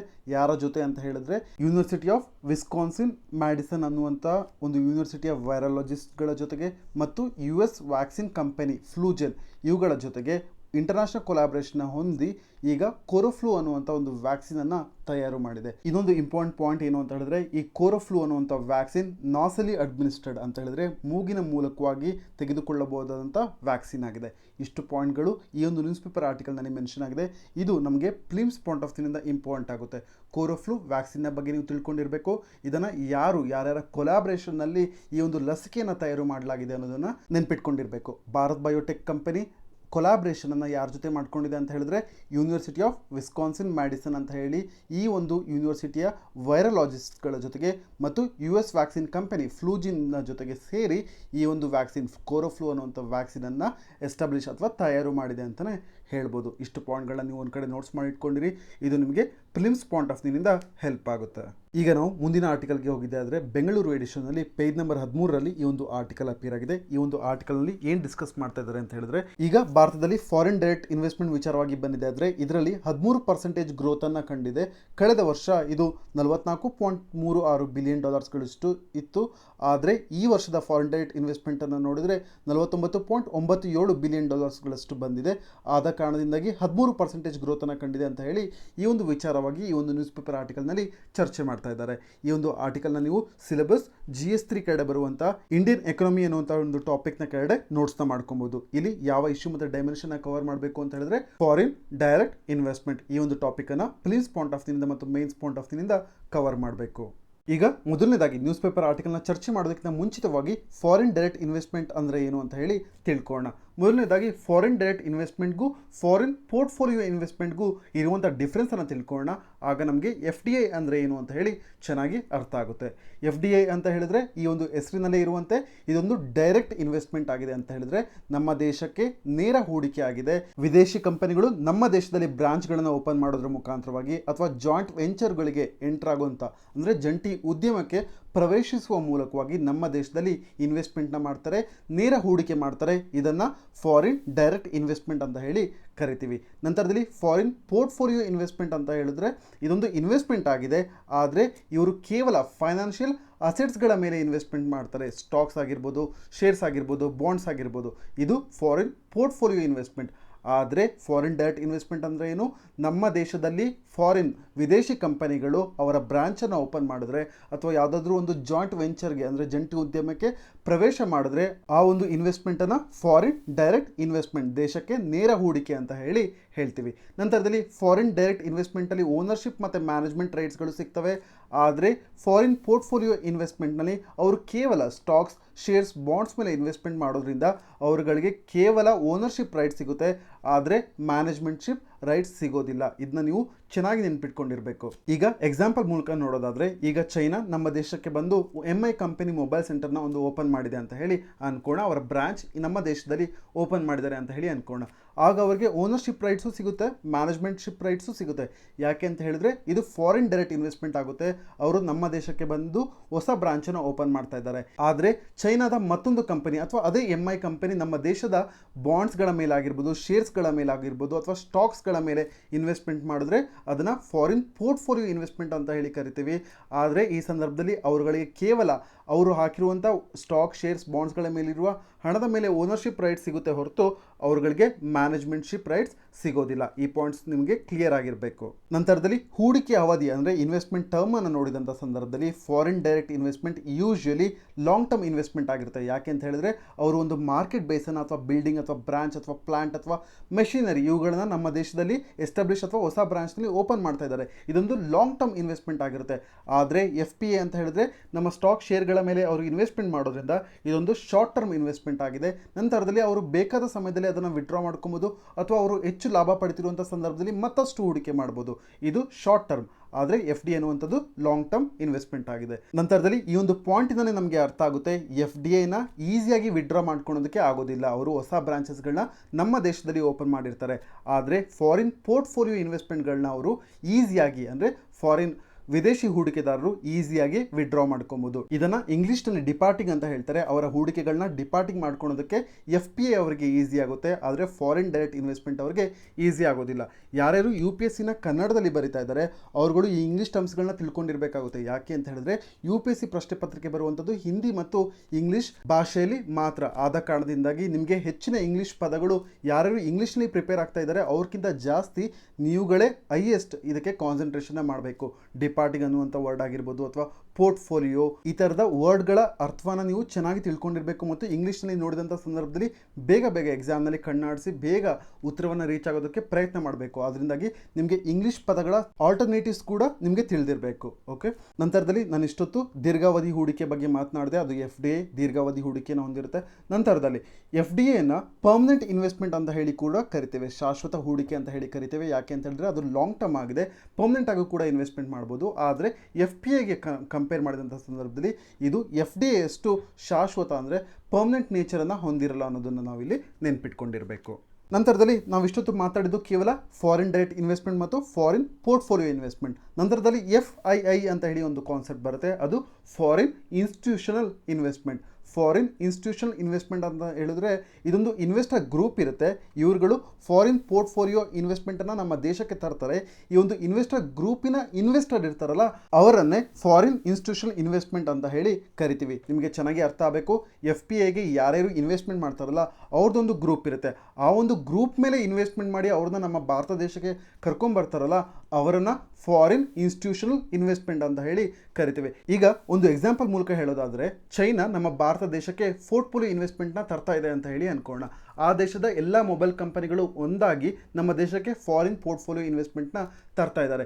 MI ಆಗಿರ್ಬೋದು ಅಥವಾ ಇನ್ನೊಂದು ಓಪೋ ಆಗಿರ್ಬೋದು, ಈ ಥರದ ಮೊಬೈಲ್ ಕಂಪನೀಸ್ಗಳು ಸೇರಿ ನಮ್ಮ ದೇಶಕ್ಕೆ ಫಾರಿನ್ ಪೋರ್ಟ್ಫೋಲಿಯೋ ಇನ್ವೆಸ್ಟ್ಮೆಂಟ್ನ ತರ್ತಾ ಇದ್ದಾರೆ. ಈ MI ಮತ್ತು ಈ ಓಪೋ ಈ ಎರಡೂ ಸಂಸ್ಥೆಗಳ ಮೇಲೆ ಇನ್ವೆಸ್ಟ್ಮೆಂಟನ್ನು ಮಾಡಿ ಅವರನ್ನು ನಮ್ಮ ದೇಶಕ್ಕೆ ತರ್ತಾ ಇದ್ದಾರಲ್ಲ, ಆ ಒಂದು ಇನ್ಸ್ಟಿಟ್ಯೂಷನ್ ಇದೆಯಲ್ಲ, ಅದನ್ನೇ ಫಾರಿನ್ ಇನ್ಸ್ಟಿಟ್ಯೂಷನಲ್ ಇನ್ವೆಸ್ಟ್ಮೆಂಟ್ ಅಂತ ಹೇಳಿ ಕರಿತೀವಿ. ಇದರ ಬಗ್ಗೆ ನಿಮ್ಗೆ ಏನಾದರೂ ಡೌಟ್ಸ್ ಇದ್ದರೆ ಕಮೆಂಟ್ ಸೆಕ್ಷನಲ್ಲಿ ಕೇಳಿ, ನಾನು ಆದಷ್ಟು ಕ್ಲಿಯರ್ ಮಾಡೋದಕ್ಕೆ ಟ್ರೈ ಮಾಡ್ತೀನಿ. ನಂತರದಲ್ಲಿ ಇನ್ಸ್ಟಿಟ್ಯೂಷನಲ್ ಇನ್ವೆಸ್ಟರ್ಸ್ಗಳು ಯಾರ್ಯಾರನ್ನ ಇನ್ಕ್ಲೂಡ್ ಆಗಿರ್ತಾರೆ ಅಂತ ಹೇಳಿದ್ರೆ, ಇನ್ಶೂರೆನ್ಸ್ ಕಂಪನೀಸ್ಗಳು ಇನ್ಕ್ಲೂಡ್ ಆಗಿರ್ಬೋದು, ಪೆನ್ಷನ್ಸ್ ಫಂಡ್ಗಳು ಇನ್ಕ್ಲೂಡ್ ಆಗ್ಬೋದು ಬೇಕಿದ್ರೆ, ಮ್ಯೂಚುವಲ್ ಫಂಡ್ಸ್ಗಳು, ನಂತರದಲ್ಲಿ ಹೆಡ್ಜ್ ಫಂಡ್ಸ್ಗಳು ಅಂತ ಹೇಳಿ ಬರುತ್ತೆ, ಅವ್ರುಗಳು ಬೇಕಿದ್ರೂ ಇನ್ಕ್ಲೂಡ್ ಆಗ್ಬೋದು. ಎಲ್ಲರಿಗೂ ಗೊತ್ತಿರುತ್ತೆ ಇನ್ಶೂರೆನ್ಸ್ ಕಂಪನಿ ಅಂದರೆ ಯಾವುದು, ಪೆನ್ಷನ್ ಫಂಡ್ ಅಥವಾ ಮ್ಯೂಚುವಲ್ ಫಂಡ್. ಹೆಡ್ಜ್ ಫಂಡ್ ಅಂತ ಹೇಳಿದ್ರೆ ಪ್ರೈವೇಟ್ ಪಾರ್ಟ್ನರ್ಶಿಪ್ ಲಿಮಿಟೆಡ್ ಅಂತ ಹೇಳಿ ಕೆಲವೊಂದು ಕಂಪ್ನಿಗಳು ಇರ್ತಾವಲ್ಲ, ಅವುಗಳನ್ನ ಹೆಡ್ಜ್ ಫಂಡ್ಸ್ ಅಂತ ಹೇಳಿ ಕರಿತೀವಿ. ಇಷ್ಟು ಪಾಯಿಂಟ್ಸ್ಗಳನ್ನ ನೀವು ಫಾರಿನ್ ಇನ್ಸ್ಟಿಟ್ಯೂಷನಲ್ ಇನ್ವೆಸ್ಟ್ಮೆಂಟ್ ಬಗ್ಗೆ ತಿಳ್ಕೊಂಡಿರಬೇಕು. ಮೊದಲನೇದಾಗಿ ತುಂಬ ಇಂಪಾರ್ಟೆಂಟ್ ಆಗುವಂಥದ್ದು ನಮ್ಮ ಎಕ್ಸಾಮ್ ಪಾಯಿಂಟ್ ಆಫ್ ವ್ಯೂನಿಂದ ಫಾರಿನ್ ಡೈರೆಕ್ಟ್ ಇನ್ವೆಸ್ಟ್ಮೆಂಟ್ ಅಂದರೆ ಏನು, ಫಾರಿನ್ ಪೋರ್ಟ್ಫೋಲಿಯೋ ಇನ್ವೆಸ್ಟ್ಮೆಂಟ್ ಅಂದರೆ ಏನು ಮತ್ತು ಅವುಗಳ ಮಧ್ಯೆ ಇರುವಂಥ ಡಿಫ್ರೆನ್ಸಸ್. ನಂತರದಲ್ಲಿ ಫಾರಿನ್ ಡೈರೆಕ್ಟ್ ಇನ್ವೆಸ್ಟ್ಮೆಂಟ್ ಬಗ್ಗೆ ನಾವಿಲ್ಲಿ ಹೆಚ್ಚಾಗಿ ಚರ್ಚೆ ಮಾಡ್ತಿರೋದ್ರಿಂದ ಇವುಗಳ 2 ರೂಟ್ ಇದೆ, ಅದನ್ನು ಕೂಡ ಡಿಸ್ಕಸ್ ಮಾಡೋಣ. ಮೊದಲನೇದಾಗಿ ಆಟೋಮೆಟಿಕ್ ರೂಟ್ ಅಂತ ಹೇಳ್ತೀವಿ. FDI ನಲ್ಲಿ 2 ಟೈಪ್ ಇದೆ. ಮೊದಲನೇದು ಆಟೋಮೆಟಿಕ್ ರೂಟ್, ನಂತರದಲ್ಲಿ ಬರುವಂಥದ್ದು ಗೌರ್ಮೆಂಟ್ ರೂಟ್. ಈಗ ಆಟೋಮೆಟಿಕ್ ರೂಟ್ ಅಂತ ಹೇಳಿದ್ರೆ ಯಾವುದೇ ಒಂದು ವಿದೇಶಿ ಕಂಪನಿ ಭಾರತದಲ್ಲಿ ಹೂಡಿಕೆಯನ್ನು ಮಾಡ್ಬೋದು, ಅದು ಕೂಡ ಗೌರ್ಮೆಂಟ್ ಅಪ್ರೂವಲ್ ಇಲ್ದನೆ. ಇದನ್ನು ನೀವು ಚೆನ್ನಾಗಿ ನೆನ್ಪಿಟ್ಕೊಂಡಿರಬೇಕು. ಅಂದರೆ ಅವರು ಯಾವುದೇ ರೀತಿಯಂಥ ಅಥಾರಿಟಿಯಿಂದ ಅಪ್ರೂವಲ್ನ ಪಡ್ಕೊಂಡೇ ನಮ್ಮ ದೇಶದಲ್ಲಿ ಇನ್ವೆಸ್ಟ್ಮೆಂಟ್ನ ಮಾಡ್ಬೋದು. ನಂತರದಲ್ಲಿ ಗೌರ್ಮೆಂಟ್ ರೂಟ್ ಅಂತ ಹೇಳಿದ್ರೆ ಗೌರ್ಮೆಂಟ್ ಅಪ್ರೂವಲ್ ಇಲ್ಲಿ ಮ್ಯಾಂಡೇಟ್ರಿ ಆಗಿರುತ್ತೆ. ಆಟೋಮೆಟಿಕ್ ರೂಟ್ನಲ್ಲಿ ಗೌರ್ಮೆಂಟ್ ಅಪ್ರೂವಲ್ ಮ್ಯಾಂಡೇಟ್ರಿ ಅಂದರೆ ಕಂಪಲ್ಸರಿ ಆಗಿರೋದ್ರಿಲ್ಲ, ಆದರೆ ಗೌರ್ಮೆಂಟ್ ರೂಟ್ನಲ್ಲಿ ಸರ್ಕಾರದ ಅನುಮೋದನೆ ಕಡ್ಡಾಯವಾಗಿರುತ್ತೆ. ಇಷ್ಟು ಪಾಯಿಂಟ್ಸ್ಗಳು ನೀವು ನೆನ್ಪಿಟ್ಕೊಂಡಿರಬೇಕು. ಈಗ ಆಟೋಮೆಟಿಕ್ ರೂಟ್ಗೆ ಎಕ್ಸಾಂಪಲ್ಸ್ನ ಕೊಡೋದಾದರೆ ಮೆಡಿಕಲ್ ಡಿವೈಸಸ್ ಆಗಿರ್ಬೋದು ಅಥವಾ ಥರ್ಮಲ್ ಪವರ್ ಆಗಿರ್ಬೋದು, ಇವುಗಳ ಮೇಲೆ ಫಾರಿನ್ ಕಂಪನಿ ನಮ್ಮ ದೇಶದಲ್ಲಿ 100% ಇನ್ವೆಸ್ಟ್ ಮಾಡ್ಬೋದು, ಅದು ಕೂಡ ಆಟೋಮೆಟಿಕ್ ರೂಟ್ನ ಮೂಲಕವಾಗಿ. ಅಂದರೆ ಅವರುಗಳು ಗೌರ್ಮೆಂಟ್ ಅಪ್ರೂವಲ್ ಇಲ್ದೇ ಫಾರಿನ್ ಕಂಪನಿ ನಮ್ಮ ದೇಶದಲ್ಲಿ ವೈದ್ಯಕೀಯ ಸಾಧನಗಳ ಮೇಲೆ ಮತ್ತು ಥರ್ಮಲ್ ಪವರ್ ಮೇಲೆ ಇನ್ವೆಸ್ಟ್ಮೆಂಟ್ ಮಾಡ್ಬೋದು. ನಂತರದಲ್ಲಿ ಇನ್ಶೂರೆನ್ಸ್ ಕಂಪನಿಗಳು, ಇನ್ಫ್ರಾಸ್ಟ್ರಕ್ಚರ್ ಕಂಪನಿಗಳು, ಸೆಕ್ಯೂರಿಟಿ ಮಾರ್ಕೆಟ್, ಪೆನ್ಷನ್ ಕಂಪನಿಗಳು, ಪವರ್ ಎಕ್ಸ್ಚೇಂಜಸ್ಗಳು, ಪೆಟ್ರೋಲಿಯಂ ರಿಫೈನಿಂಗ್ ಕಂಪನೀಸ್ಗಳು, ಇವೆಲ್ಲವೂ ಕೂಡ ನಮ್ಮ ಭಾರತ ದೇಶದಲ್ಲಿ 49% ಇನ್ವೆಸ್ಟ್ಮೆಂಟ್ನ ಮಾಡ್ಬೋದು ಗೌರ್ಮೆಂಟ್ ಅಪ್ರೂವಲ್ ಇಲ್ದೇ ಆಟೋಮೆಟಿಕ್ ರೂಟ್ನ ಮೂಲಕವಾಗಿ. ಇದನ್ನೂ ಕೂಡ ನೀವು ನೆನ್ಪಿಟ್ಕೊಂಡಿರಬೇಕು. 100% ಆಟೋಮೆಟಿಕ್ ರೂಟ್ ಇರುವಂಥದ್ದು ಮೆಡಿಕಲ್ ಡಿವೈಸಸ್ ಮತ್ತು ಥರ್ಮಲ್ ಪವರ್ಗೆ. 49% ಅವರು ಇನ್ವೆಸ್ಟ್ಮೆಂಟ್ ಮಾಡ್ಬೋದು ಒಂದು ಕಂಪನಿಯ ಮೇಲೆ. ನಮ್ಮ ಭಾರತ ದೇಶದಲ್ಲಿ ಅವರು ನೇರವಾಗಿ ನಮ್ಮ ದೇಶದಲ್ಲಿ ಹೂಡಿಕೆ ಮಾಡ್ಬೋದು ಫಾರಿನ್ ಡೈರೆಕ್ಟ್ ಇನ್ವೆಸ್ಟ್ಮೆಂಟ್ನ ಮೂಲಕವಾಗಿ. ಅದು insurance, infrastructure company, securities market, pension, power ಎಕ್ಸ್ಚೇಂಜಸ್ಗಳ ಮೇಲೆ, ಪೆಟ್ರೋಲಿಯಂ ರಿಫೈನಿಂಗ್ ಕಂಪನೀಸ್ಗಳ ಮೇಲೆ 49% ಶೇರನ್ನು ನಮ್ಮ ದೇಶದ ಕಂಪನಿಗಳ ಮೇಲೆ ಇನ್ವೆಸ್ಟ್ಮೆಂಟ್ ಮಾಡ್ಬೋದು. ನಂತರದಲ್ಲಿ ಗೌರ್ಮೆಂಟ್ ರೂಟ್ನ ವಿಷಯವಾಗಿ ಹೋಗಿದ್ದೆ ಆದರೆ ಎಕ್ಸಾಂಪಲ್ ಹೇಳೋದಾದರೆ, ನಮ್ಮ ದೇಶದಲ್ಲಿ ಗೌರ್ಮೆಂಟ್ ಅಪ್ರೂವಲ್ನ ಪಡ್ಕೊಂಡು ಫಾರಿನ್ ಕಂಪನೀಸ್ಗಳು ಬ್ರಾಡ್ಕಾಸ್ಟಿಂಗ್ ಕಂಟೆಂಟ್ ಸರ್ವಿಸಸ್ ಅಂದರೆ ಪ್ರಸಾರ ಸೇವೆಗಳ ಪ್ರಸಾರ ಏನಿರುತ್ತೆ ಅವುಗಳ ಮೇಲೆ 49% ಇನ್ವೆಸ್ಟ್ಮೆಂಟ್ ಮಾಡ್ಬೋದು. ಬ್ಯಾಂಕಿಂಗ್ ಮತ್ತು ಪಬ್ಲಿಕ್ ಸೆಕ್ಟರ್ ಮೇಲೆ 20% ಇನ್ವೆಸ್ಟ್ಮೆಂಟ್ ಮಾಡೋದಕ್ಕೆ ಸರ್ಕಾರದ ಪರ್ಮಿಷನ್ ತೊಗೊಂಡು ಅವರು ಬರಬೇಕಾಗುತ್ತೆ. ನಂತರದಲ್ಲಿ ಕೋರ್ ಇನ್ವೆಸ್ಟ್ಮೆಂಟ್ ಕಂಪನಿಗಳು ಅಥವಾ ಮೈನಿಂಗ್ ಅಥವಾ ಮಿನರಲ್ ಕಂಪನಿಗಳು, ನಂತರದಲ್ಲಿ ಸ್ಯಾಟಲೈಟ್ ವಿಚಾರವಾಗಿ ಅದರ ಎಸ್ಟಾಬ್ಲಿಷ್ ಮಾಡೋದಕ್ಕೆ ಮತ್ತು ಅದರ ಆಪರೇಷನ್ನ ಕಂಡಕ್ಟ್ ಮಾಡೋದಕ್ಕೆ 100% ನಮ್ಮ ದೇಶದಲ್ಲಿ ಅವರು ಹೂಡಿಕೆ ಮಾಡ್ಬೋದು, ಆದರೆ ಗೌರ್ಮೆಂಟ್ ಅಪ್ರೂವಲ್ನ ಪಡ್ಕೊಂಡು ಬರಬೇಕು. ಎಲ್ಲ ಪಾಯಿಂಟ್ಸ್ಗಳನ್ನ ನೆನ್ಪಿಟ್ಕೊಳ್ಳೋದಕ್ಕೆ ಸಾಧ್ಯವಾಗದೇ ಇದ್ದರೆ ಪರವಾಗಿಲ್ಲ, ಆದರೆ ಆಟೋಮೆಟಿಕ್ ರೂಟ್ಗೂ ಮತ್ತು ಗೌರ್ಮೆಂಟ್ ರೂಟ್ಗೂ ಒಂದೊಂದು ಎಕ್ಸಾಂಪಲ್ನ ನೆನ್ಪಿಟ್ಕೊಂಡಿದ್ರೆ ಸಾಕಾಗುತ್ತೆ ನಮ್ಮ ಮೇನ್ಸ್ ಆನ್ಸರ್ನಲ್ಲಿ ಕಂಟೆಂಟನ್ನು ರಿಚ್ ಆಗಿ ತೋರಿಸೋದಕ್ಕೆ. ಇಷ್ಟು ಹೊತ್ತು ಯಾವ ಯಾವ ಕಂಪನಿಗಳ ಮೇಲೆ ಅಥವಾ ಯಾವ್ಯಾವ ಸೆಕ್ಟರ್ ಮೇಲೆ FDI ಇದೆ ಅಂತ ಹೇಳಿ ನೋಡಿದ್ವಿ. ಆದರೆ FDI ಪ್ರೊಹಿಬಿಟೆಡ್ ಅಂದರೆ ನಿಷೇಧಿತ ವಲಯಗಳು ಕೂಡ ನಮ್ಮ ದೇಶದಲ್ಲಿ ಇದ್ದಾವೆ.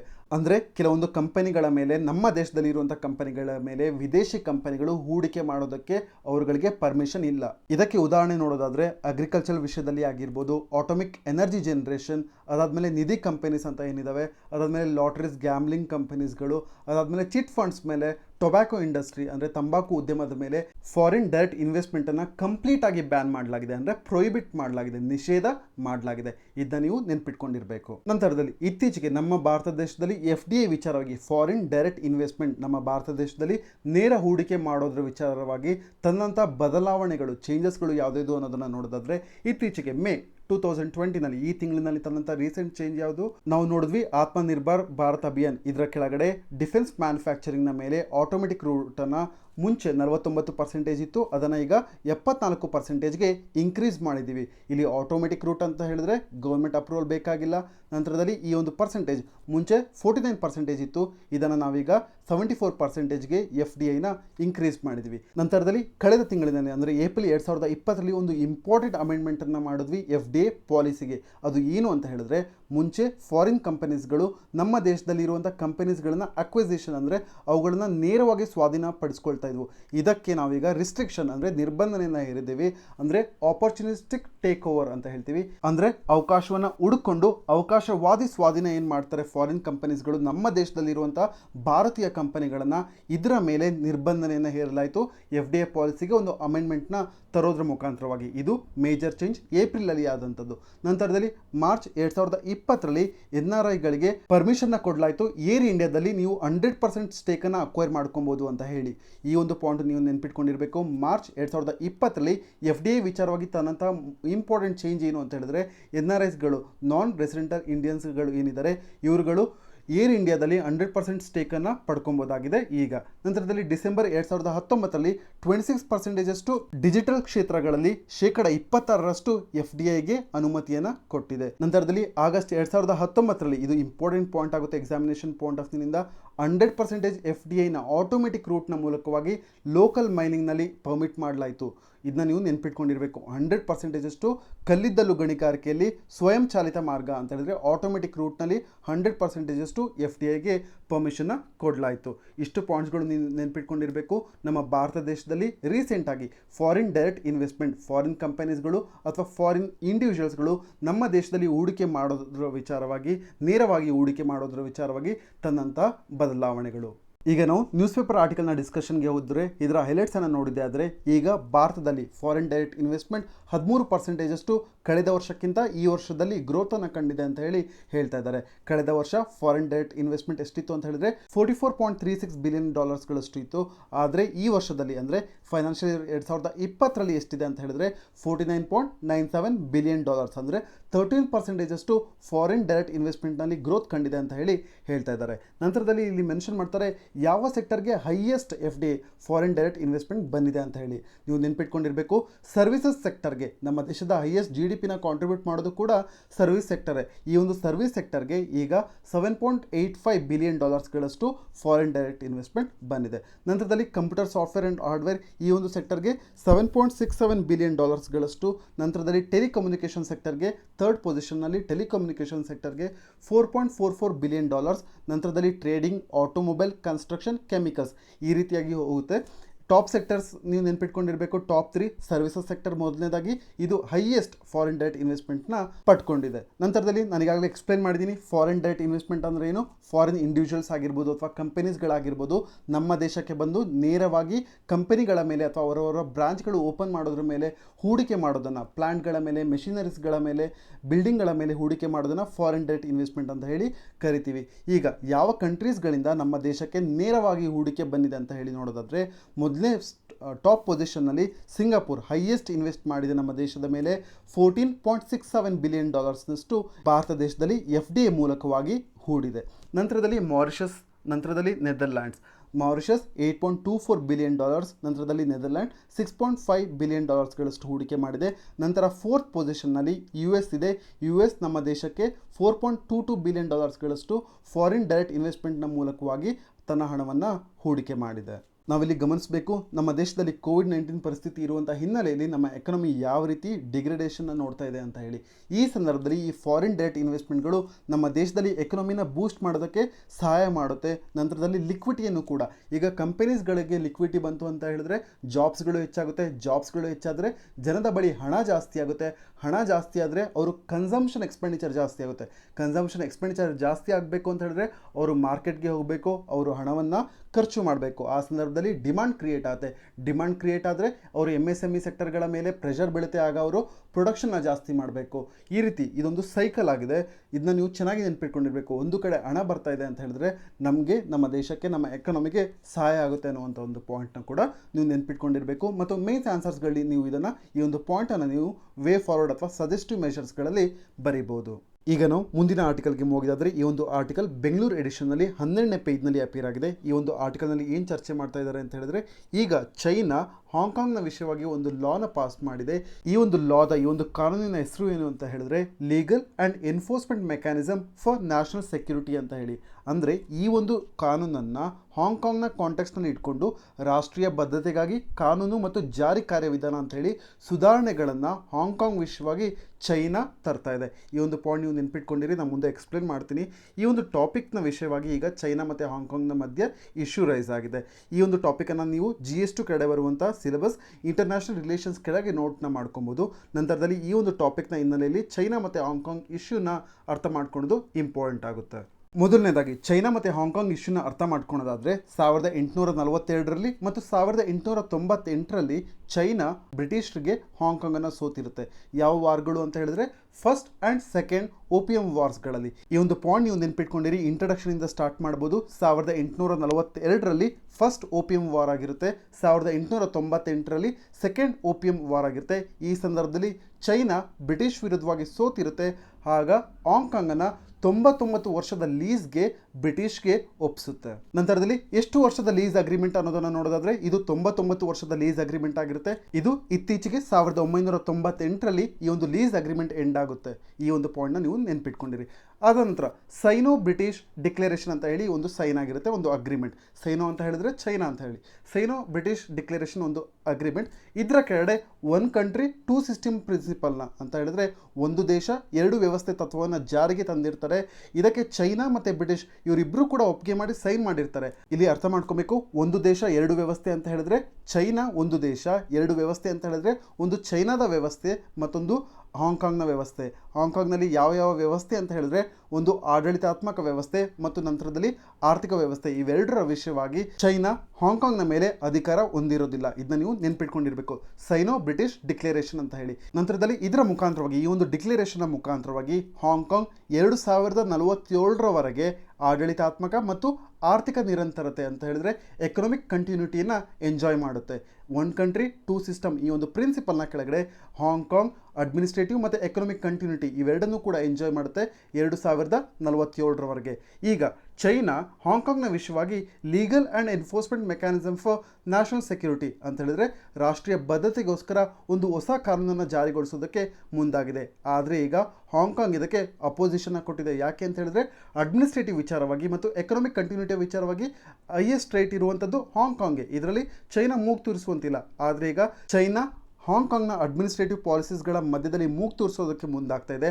ಅದರಿಂದಾಗಿ ಹಾಂಗ್ಕಾಂಗ್ ಮತ್ತು ಚೈನಾದ ನಡುವೆ ಈಗ ಇಶ್ಯೂಸ್ಗಳು ರೈಸ್ ಆಗಿದೆ. ಇಷ್ಟು ರೀಸನ್ಸ್ಗಳು ಚೈನಾ ಮತ್ತು ಹಾಂಗ್ಕಾಂಗ್ ನಡುವೆ ಭಿನ್ನಾಭಿಪ್ರಾಯ ಅಥವಾ ವ್ಯತ್ಯಾಸ ಇರೋದಕ್ಕೆ ಕಾರಣವಾಗಿದೆ. ನಂತರದಲ್ಲಿ ಹಾಂಗ್ಕಾಂಗ್ನ ಸ್ಪೆಷಲ್ ಅಡ್ಮಿನಿಸ್ಟ್ರೇಟಿವ್ ರೀಜನ್ ಅಂತ ಹೇಳಿ ಕರೀತಾರೆ. ಇದರ ಮುಖಾಂತರವಾಗಿ China one country two system ಪ್ರಿನ್ಸಿಪಲ್ನ ಫಾಲೋ ಮಾಡೋದಕ್ಕೆ ಮುಂದಾಗಿರುತ್ತೆ. ಆದರೆ ಚೈನಾ ಈಗ ಹಾಂಗ್ಕಾಂಗ್ನ ವಿಶೇಷ ಆಡಳಿತ ಅಧಿಕಾರವನ್ನು ಮೊಟಕುಗೊಳಿಸುವುದಕ್ಕೋಸ್ಕರ ಪ್ರಯತ್ನ ಮಾಡ್ತಿದೆ. ಅದರಿಂದಾಗಿ ಇಶ್ಯೂಸ್ಗಳು ರೈಸ್ ಆಗ್ತಾ ಇದೆ. ಇಷ್ಟು ಪಾಯಿಂಟ್ಸ್ಗಳನ್ನ ಈ ಒಂದು ಆರ್ಟಿಕಲ್ನ ಹಿನ್ನೆಲೆಯಲ್ಲಿ ಬೇಸಿಕ್ಸನ್ನು ನೀವು ತಿಳ್ಕೊಂಡಿರಬೇಕಾಗುತ್ತೆ. ನಂತರದಲ್ಲಿ ಸ್ಪೆಷಲ್ ಅಡ್ಮಿನಿಸ್ಟ್ರೇಟಿವ್ ರೀಜನ್ ಇರೋದ್ರಿಂದ ಅಡ್ವಾಂಟೇಜಸ್ ಏನು ಅಂತ ಹೇಳಿದ್ರೆ ಇದರಿಂದಾಗಿ ಆಟೋನಮಿ ಯಾವ ರೀತಿಯಲ್ಲಿ ಸಿಗುತ್ತೆ ಅಂತ ಹೇಳಿದ್ರೆ ಹಾಂಗ್ಕಾಂಗ್ ಸ್ಪೆಷಲ್ ಅಡ್ಮಿನಿಸ್ಟ್ರೇಟಿವ್ ರೀಜನ್ ಆಗಿದೆ. ಅದರಿಂದಾಗಿ ಇದು ಸ್ವಂತ ಸರ್ಕಾರವನ್ನು ಹೊಂದ್ಬೋದು. ನಂತರದಲ್ಲಿ ಬಹುಪಕ್ಷದ ಶಾಸಕಾಂಗಗಳನ್ನ ಲೆಜಿಸ್ಲೇಚರ್ಗಳನ್ನ ಹೊಂದ್ಬೋದು. ನಂತರದಲ್ಲಿ ಸ್ವಂತ ಪೊಲೀಸ್ ಫೋರ್ಸಸ್ಗಳನ್ನ, ಫಾರ್ ಎಕ್ಸಾಂಪಲ್ ಹಾಂಗ್ಕಾಂಗ್ ಪೊಲೀಸ್ ಫೋರ್ಸೇ ಇದೆ. ಈ ಥರ ಸ್ಪೆಷಲ್ ಆಗಿ ಅಥವಾ ಸೆಪ್ರೇಟ್ ಆಗಿ ಚೈನಾದಿಂದನೇ ಸೆಪ್ರೇಟ್ ಆಗಿ ಬೇರೆ ಪೊಲೀಸ್ ಫೋರ್ಸನ್ನು ಹೊಂದಿರ್ಬೋದು. ಇಮಿಗ್ರೇಷನ್ ಪ್ರಿನ್ಸಿಪಲ್ಸ್ಗಳನ್ನ, ವಲಸೆ ತತ್ವಗಳನ್ನು, ಪಾಲಿಸಿಗಳನ್ನು ರೂಪಿಸ್ಕೊಳ್ಳೋದಕ್ಕೆ ಅಧಿಕಾರ ಇರುತ್ತೆ. ವ್ಯಾಪಾರ ವ್ಯವಹಾರಗಳ ಟ್ರೇಡ್ ಡೀಲ್ಸ್ಗಳನ್ನು ಕೂಡ ಸೈನ್ ಮಾಡ್ಕೊಳ್ಳೋದಕ್ಕೆ ಹಾಂಗ್ಕಾಂಗ್ಗೆ ಸೆಪ್ರೇಟ್ ಪವರ್ಸ್ ಇರುತ್ತೆ. ನಂತರದಲ್ಲಿ ಇನ್ವೆಸ್ಟ್ಮೆಂಟ್ ಪರ್ಮಿಷನ್ಗಳು ಕೂಡ, ಹೂಡಿಕೆಗೋಸ್ಕರ ಅನುಮತಿಗಳನ್ನ ಪಡಿಬೇಕು ಅಂತ ಹೇಳಿದ್ರೆ ಹಾಂಗ್ಕಾಂಗ್ ಬೇರೆ ಹತ್ರ ಹೋಗಬೇಕಾಗಿಲ್ಲ, ಅವರೇ ಸ್ವಂತ ನಿರ್ಧಾರವನ್ನು ತೊಗೊಬೋದು. ನಂತರದಲ್ಲಿ ಸ್ವತಂತ್ರ ನ್ಯಾಯಾಂಗ ಅಂತ ಹೇಳಿದ್ರೆ ಇಂಡಿಪೆಂಡೆಂಟ್ ಜುಡಿಷಿಯರಿ ಇರುತ್ತೆ. ಮತ್ತು ಫೈನಲ್ ಅಡ್ಜುಡಿಕೇಷನ್ ಅಂತ ಹೇಳಿದ್ರೆ ಅಂತಿಮವಾಗಿ ತೀರ್ಪನ್ನು ಕೊಡೋದಕ್ಕೂ ಕೂಡ ಹಾಂಗ್ಕಾಂಗ್ಗೆ ಪರ್ಮಿಷನ್ ಇರುತ್ತೆ. ಆದ್ದರಿಂದಾಗಿ ಈಗ ಚೈನಾ ಇವರ ವಿಷಯವಾಗಿ ಆಡಳಿತ ವಿಚಾರವಾಗಿ ಈಗ ಮೂಗು ತೋರಿಸ್ತಾ ಇದೆ. ಆದ್ದರಿಂದಾಗಿ ಇಶ್ಯೂಸ್ಗಳು ರೈಸ್ ಆಗ್ತಾ ಇದೆ. ನೀವು ಮೊದಲನೇದಾಗಿ ಸ್ಪೆಷಲ್ ಅಡ್ಮಿನಿಸ್ಟ್ರೇಟಿವ್ ರೀಜನ್ ಅಂದರೆ ಏನು ಅಂತಲೂ ತಿಳ್ಕೊಂಡಿರಬೇಕಾಗುತ್ತೆ. ಆನ್ಸರ್ಸ್ಗಳಿಗೆ ಒಂದೊಂದು ಡೈಮೆನ್ಷನ್ನ ಬರಿಬೇಕಾದ್ರೆ. ನಂತರದಲ್ಲಿ ಇವೆಲ್ಲವೂ ಕೂಡ ಇಷ್ಟೊತ್ತು ಡಿಸ್ಕಸ್ ಮಾಡಿದ್ದು ಎಲ್ಲ ಆಟೋನಮಿ ಪವರ್ಸ್ಗಳು ಕೂಡ ಸ್ಪೆಷಲ್ ಅಡ್ಮಿನಿಸ್ಟ್ರೇಟಿವ್ ರೀಜನ್ ಅಂತ ಹಾಂಗ್ಕಾಂಗ್ಗೆ ಸೆಪ್ರೇಟ್ ಆಗಿ ಇರುತ್ತೆ. ಆದರೆ ಕೆಲವೊಂದು ಪವರ್ಸ್ಗಳು ಚೈನಾ ಕಂಪ್ಲೀಟ್ ಅಥಾರಿಟಿಯನ್ನು ಹೊಂದಿರುತ್ತೆ. ಯಾವುದಿದು ಅಂತ ಹೇಳಿದ್ರೆ ಡಿಫೆನ್ಸ್ ಆಗಿರ್ಬೋದು, ಎಕ್ಸ್ಟರ್ನಲ್ ಅಫೇರ್ಸ್ ಆಗಿರ್ಬೋದು ಮತ್ತು ಕಮ್ಯುನಿಕೇಷನ್ ಆಗಿರ್ಬೋದು. ಈ ಮೂರು ಡಿಫೆನ್ಸ್, ಎಕ್ಸ್ಟರ್ನಲ್ ಅಫೇರ್ಸ್ ಮತ್ತು ಕಮ್ಯುನಿಕೇಷನ್. ಈ ಮೂರು ವಿಚಾರಗಳ ವಿಷಯವಾಗಿ ಕಂಪ್ಲೀಟ್ ಅಥಾರಿಟಿಯನ್ನು ಚೈನಾ ಪಡ್ಕೊಂಡಿರುತ್ತೆ. ಈಗ ನಿಮ್ಗೆಲ್ಲರಿಗೂ ಡೌಟ್ ಬಂದಿರಬಹುದು, ಆಟೋನಮಿ ಪವರ್ಸ್ಗಳು ಇಷ್ಟೊಂದಿದೆ ಹಾಂಗ್ಕಾಂಗ್ನ ಬಳಿ, ಆದರೂ ಕೂಡ ಯಾಕೆ ಈಗ ಚೈನಾ ಲಾ ಮಾಡಿದೆ ಇವರ ವಿಷಯವಾಗಿ ಅಂತ ಹೇಳಿ. ಆಟೋನಮಿ ಪವರ್ಸ್ಗಳ ವಿಷಯವಾಗಿ ಹೇಳೋದಾದ್ರೆ ಸ್ಪೆಷಲ್ ಅಡ್ಮಿನಿಸ್ಟ್ರೇಟಿವ್ ರೀಜನ್ ಆದಂಥ ಹಾಂಗ್ಕಾಂಗ್ಗೆ ಇಂಡಿಪೆಂಡೆಂಟ್ ಜುಡಿಷಿಯರಿ ಇದೆ. ಅದಾದ ನಂತರ ಫೈನಲ್ ಅಡ್ಜುಡಿಕೇಶನ್ ಅಂತ ಹೇಳಿದ್ರೆ ಅಂತಿಮವಾಗಿ ತೀರ್ಪನ್ನು ಕೊಡುವಂಥ ಶಕ್ತಿ ಕೂಡ ಇದೆ. ಆದರೂ ಕೂಡ ಚೈನಾ ಇವರ ವಿಷಯವಾಗಿ ಕಾನೂನನ್ನು ಯಾಕೆ ಜಾರಿ ಮಾಡ್ತಾ ಇದೆ ಅನ್ನೋದನ್ನು ನೋಡೋದಾದರೆ, ಬೇಸಿಕ್ ಲಾ ಏನಿದೆ ಹಾಂಗ್ಕಾಂಗ್ನಲ್ಲಿ ಅದು ನ್ಯಾಷನಲ್ ಲಾ ಆಫ್ ಚೈನಾ ಆಗಿದೆ. ಅಂತ ಹೇಳಿದ್ರೆ ಚೀನಾದ ರಾಷ್ಟ್ರೀಯ ಕಾನೂನನ್ನೇ ಹಾಂಗ್ಕಾಂಗ್ ಕೂಡ ಫಾಲೋ ಮಾಡುತ್ತೆ. ಇದರ ಜೊತೆಗೆ ಈ ಚೈನಾದ ರಾಷ್ಟ್ರೀಯ ಕಾನೂನು ಇದೆಯಲ್ಲ, ಇದನ್ನೇ ವಾಸ್ತವಿಕ ಸಂವಿಧಾನವಾಗಿ ಹಾಂಗ್ಕಾಂಗ್ ಅಡಾಪ್ಟ್ ಮಾಡ್ಕೊಂಡಿದೆ. ಡಿ ಫ್ಯಾಕ್ಟೋ ಕಾನ್ಸ್ಟಿಟ್ಯೂಷನ್ ಅಂತ ಹೇಳ್ತೀವಿ. ವಾಸ್ತವಿಕ ಸಂವಿಧಾನವಾಗಿ ಚೀನಾದ ರಾಷ್ಟ್ರೀಯ ಕಾನೂನುಗಳನ್ನೇ ಅಡಾಪ್ಟ್ ಮಾಡ್ಕೊಂಡಿದೆ. ಇದರಿಂದಾಗಿಯೇ ಈಗ ಸಮಸ್ಯೆ ಉದ್ಭವಿಸಿರೋದು. ಯಾಕೆ ಅಂತ ಹೇಳಿದ್ರೆ ಹಾಂಗ್ಕಾಂಗ್ಗೆ ಅಂತಿಮ ನಿರ್ಧಾರಗಳನ್ನ ತೆಗೆದುಕೊಳ್ಳೋದಕ್ಕೂ ಕೂಡ ಪವರ್ ಇದೆ, ಸ್ವತಂತ್ರ ನಿರ್ಧಾರ ತೆಗೆದುಕೊಳ್ಳೋದಕ್ಕೂ ಪವರ್ ಇದೆ. ಆದರೆ ರಾಷ್ಟ್ರೀಯ ಕಾನೂನು, ಚೀನಾದ ರಾಷ್ಟ್ರೀಯ ಕಾನೂನು ಏನಿದೆ ಇದಕ್ಕೆ ಅನುಸಾರವಾಗಿ ತನ್ನ ನಿರ್ಧಾರಗಳನ್ನು ಹಾಂಗ್ಕಾಂಗ್ ತೆಗೆದುಕೊಳ್ಬೇಕು. ಹಾಂಗ್ಕಾಂಗ್ ಜಡ್ಜಸ್ಗಳು ಏನಿದ್ದಾರೆ ಅವರನ್ನ ಸ್ವತಂತ್ರ ಅಂತ ಹೇಳಿ ಏನು ಪರಿಗಣಿಸ್ತೀವಿ, ಅವ್ರುಗಳು ಕೂಡ, ಈ ನ್ಯಾಯಾಧೀಶರು ಕೂಡ ಈ ಒಂದು ತೀರ್ಮಾನದೊಳಗೆ, ಅಂದರೆ ಈ ಒಂದು ರಾಷ್ಟ್ರೀಯ ಕಾನೂನಿನ ಚೌಕಟ್ಟಿನ ಒಳಗೆ ತೀರ್ಪುಗಳನ್ನ ತೆಗೆದುಕೊಬೇಕು. ಇದೊಂಥರ ಡಬಲ್ ಎಡ್ಜ್ ಸ್ವಾರ್ಡ್ ಅಂತಾನೆ ಹೇಳ್ಬೋದು. ಅಂದರೆ ಇದು ಎರಡು ಅಂಚಿನ ಕತ್ತಿ ಅಂತ ಹೇಳ್ಬೋದು. ಯಾಕೆ ಅಂತ ಹೇಳಿದ್ರೆ ಮೂಲ ಕಾನೂನು ಏನಿದೆ ಚೀನಾದು, ಇದರ ಮುಖಾಂತರವಾಗಿಯೇ ಹಾಂಗ್ಕಾಂಗ್ ತನ್ನ ಸಂವಿಧಾನವನ್ನು ಈಗ ನಡೆಸ್ತಾ ಇದೆ. ಇದರಲ್ಲಿ ಸಮಸ್ಯೆ ಆಗಿರುವಂಥದ್ದು ಏನು ಅಂತ ಹೇಳಿದ್ರೆ ಹಾಂಗ್ಕಾಂಗ್ನವರು ಸ್ವತಂತ್ರ ಮತ್ತು ಅಂತಿಮ ನಿರ್ಧಾರಗಳನ್ನು ರಾಷ್ಟ್ರೀಯ ಕಾನೂನಿನ ಅನುಸಾರವಾಗಿ ತೆಗೆದುಕೊಳ್ಬೇಕು. ಇನ್ನೊಂದೆಡೆ ಚೈನಾಗೆ ಯಾವ ರೀತಿ ತೊಂದರೆ ಆಗ್ತಿದೆ ಅಂತ ಹೇಳಿದ್ರೆ, ಚೈನಾ ಮೇನ್ಲ್ಯಾಂಡ್ ಚೈನಾದಲ್ಲಿ ಯಾವ ರೀತಿ ಅಂತ ಕಾನೂನು ತರುತ್ತಲ್ವ, ಕಠಿಣವಾದ ಕಾನೂನುಗಳನ್ನ, ಅದನ್ನು ಹಾಂಗ್ಕಾಂಗ್ನಲ್ಲಿ ತರೋದಕ್ಕೆ ಆಗೋದಿಲ್ಲ. ಈ ರೀತಿ ಈ ಒಂದು ನ್ಯಾಷನಲ್ ಲಾ ಇಂದಾಗಿ ಚೈನಾಗೂ ತೊಂದರೆ ಇದೆ, ಹಾಂಗ್ಕಾಂಗೂ ತೊಂದರೆ ಇದೆ.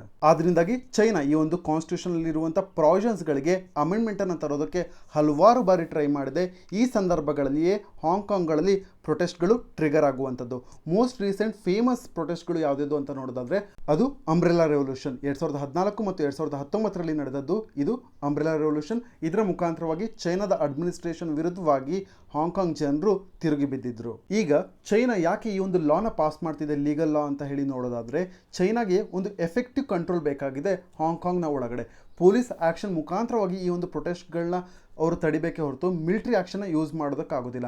ಈ ಪೊಲೀಸ್ ಆ್ಯಕ್ಷನ್ ಮುಖಾಂತರವಾಗಿ ಈ ಅಂಬ್ರೆಲಾ ರೆವಲ್ಯೂಷನ್ ಅಂತಹ ಜನಗಳ ಪ್ರೊಟೆಸ್ಟ್ನ ತಡಿಬೇಕು ಅಂತ ಹೇಳಿದ್ರೆ ಒಂದು ಸ್ಟ್ರಾಂಗ್ ಆದ ಪೊಲೀಸ್ ಆ್ಯಕ್ಷನ್ ಬೇಕಾಗುತ್ತೆ. ಅದಕ್ಕೋಸ್ಕರ ಒಂದು ಒಳ್ಳೆ ಎನ್ಫೋರ್ಸ್ಮೆಂಟ್ ಅಥಾರಿಟಿ ಬೇಕಾಗುತ್ತೆ. ಈ ಒಂದು ಎನ್ಫೋರ್ಸ್ಮೆಂಟ್ ಅಥಾರಿಟಿನಲ್ಲಿ ಗ್ರಿಪ್ ಇರಬೇಕಾಗುತ್ತೆ. ಆ ಗ್ರಿಪ್ಪನ್ನು ಸಾಧಿಸ್ಕೊಳ್ಳೋದಕ್ಕೋಸ್ಕರನೇ ಈಗ ಎನ್ಫೋರ್ಸ್ಮೆಂಟ್ ಮೆಕ್ಯಾನಿಸಮ್ನ ಇಂಪ್ರೂವ್ಮೆಂಟ್ ಮಾಡೋದಕ್ಕೋಸ್ಕರನೇ ಚೈನಾ ಹಾಂಗ್ಕಾಂಗ್ನಲ್ಲಿ ಈ ಒಂದು ಹೊಸ ಲಾನ ತರ್ತಾ ಇದೆ. ಆ ಲಾ ಹೆಸರೇ ಹೇಳುವಂತೆ legal and enforcement mechanisms for national security ಅಂತೇಳಿ. ಇದಕ್ಕೆ ಇಂಪ್ರೂವ್ಮೆಂಟ್ಸ್ಗಳನ್ನ ತರ್ತಾ ಇದೆ ಈಗ ಚೈನಾ. ಯಾಕೆ ತರ್ತಾ ಇದೆ ಅಂತ ನಾನು ಈಗಾಗಲೇ ಹೇಳಿದೆ. ಪೊಲೀಸ್ ಫೋರ್ಸ್ಗಳ ಮೇಲೆ ಒಂದು ಗ್ರಿಪ್ಪನ್ನು ಸಾಧಿಸೋಕೆ ಅಥವಾ ಒಳಗಡೆ ಇರುವಂಥ ಎನ್ಫೋರ್ಸ್ಮೆಂಟ್ ಅಥಾರಿಟಿಗಳ ಮೇಲೆ ಒಂದು ಸ್ಟ್ರಾಂಗ್ ಆದ ಗ್ರಿಪ್ಪನ್ನು ಸಾಧಿಸೋಕೆ, ಈ ಮುಖಾಂತರವಾಗಿ ಮುಂದೆ ಆಗಬಹುದಾದಂಥ ಅಂಬ್ರೆಲಾ ರೆವಲ್ಯೂಷನ್ಸ್ಗಳಂಥ ಸ್ಟ್ರಾಂಗ್ ಆದ ಪ್ರೊಟೆಸ್ಟ್ಗಳನ್ನ ತಡೆಯೋದಕ್ಕೆ ಚೈನಾ ಈಗ ಪವರನ್ನು ಈ ಒಂದು ಅಮೆಂಡ್ಮೆಂಟ್ ಮೂಲಕವಾಗಿ ಪಡೆಯೋದಕ್ಕೆ ಮುಂದಾಗಿದೆ. ಈ ಒಂದು ಲಾ ಈಗಾಗಲೇ ಪಾಸ್ ಆಗಿದೆ. ಲೀಗಲ್ ಆ್ಯಂಡ್ ಎನ್ಫೋರ್ಸ್ಮೆಂಟ್ ಮೆಕ್ಯಾನಿಸಮ್ ಲಾ ಈಗ ಪಾಸ್ ಆಗಿದೆ ಚೈನಾದ ಪಾರ್ಲಿಮೆಂಟ್ನಲ್ಲಿ.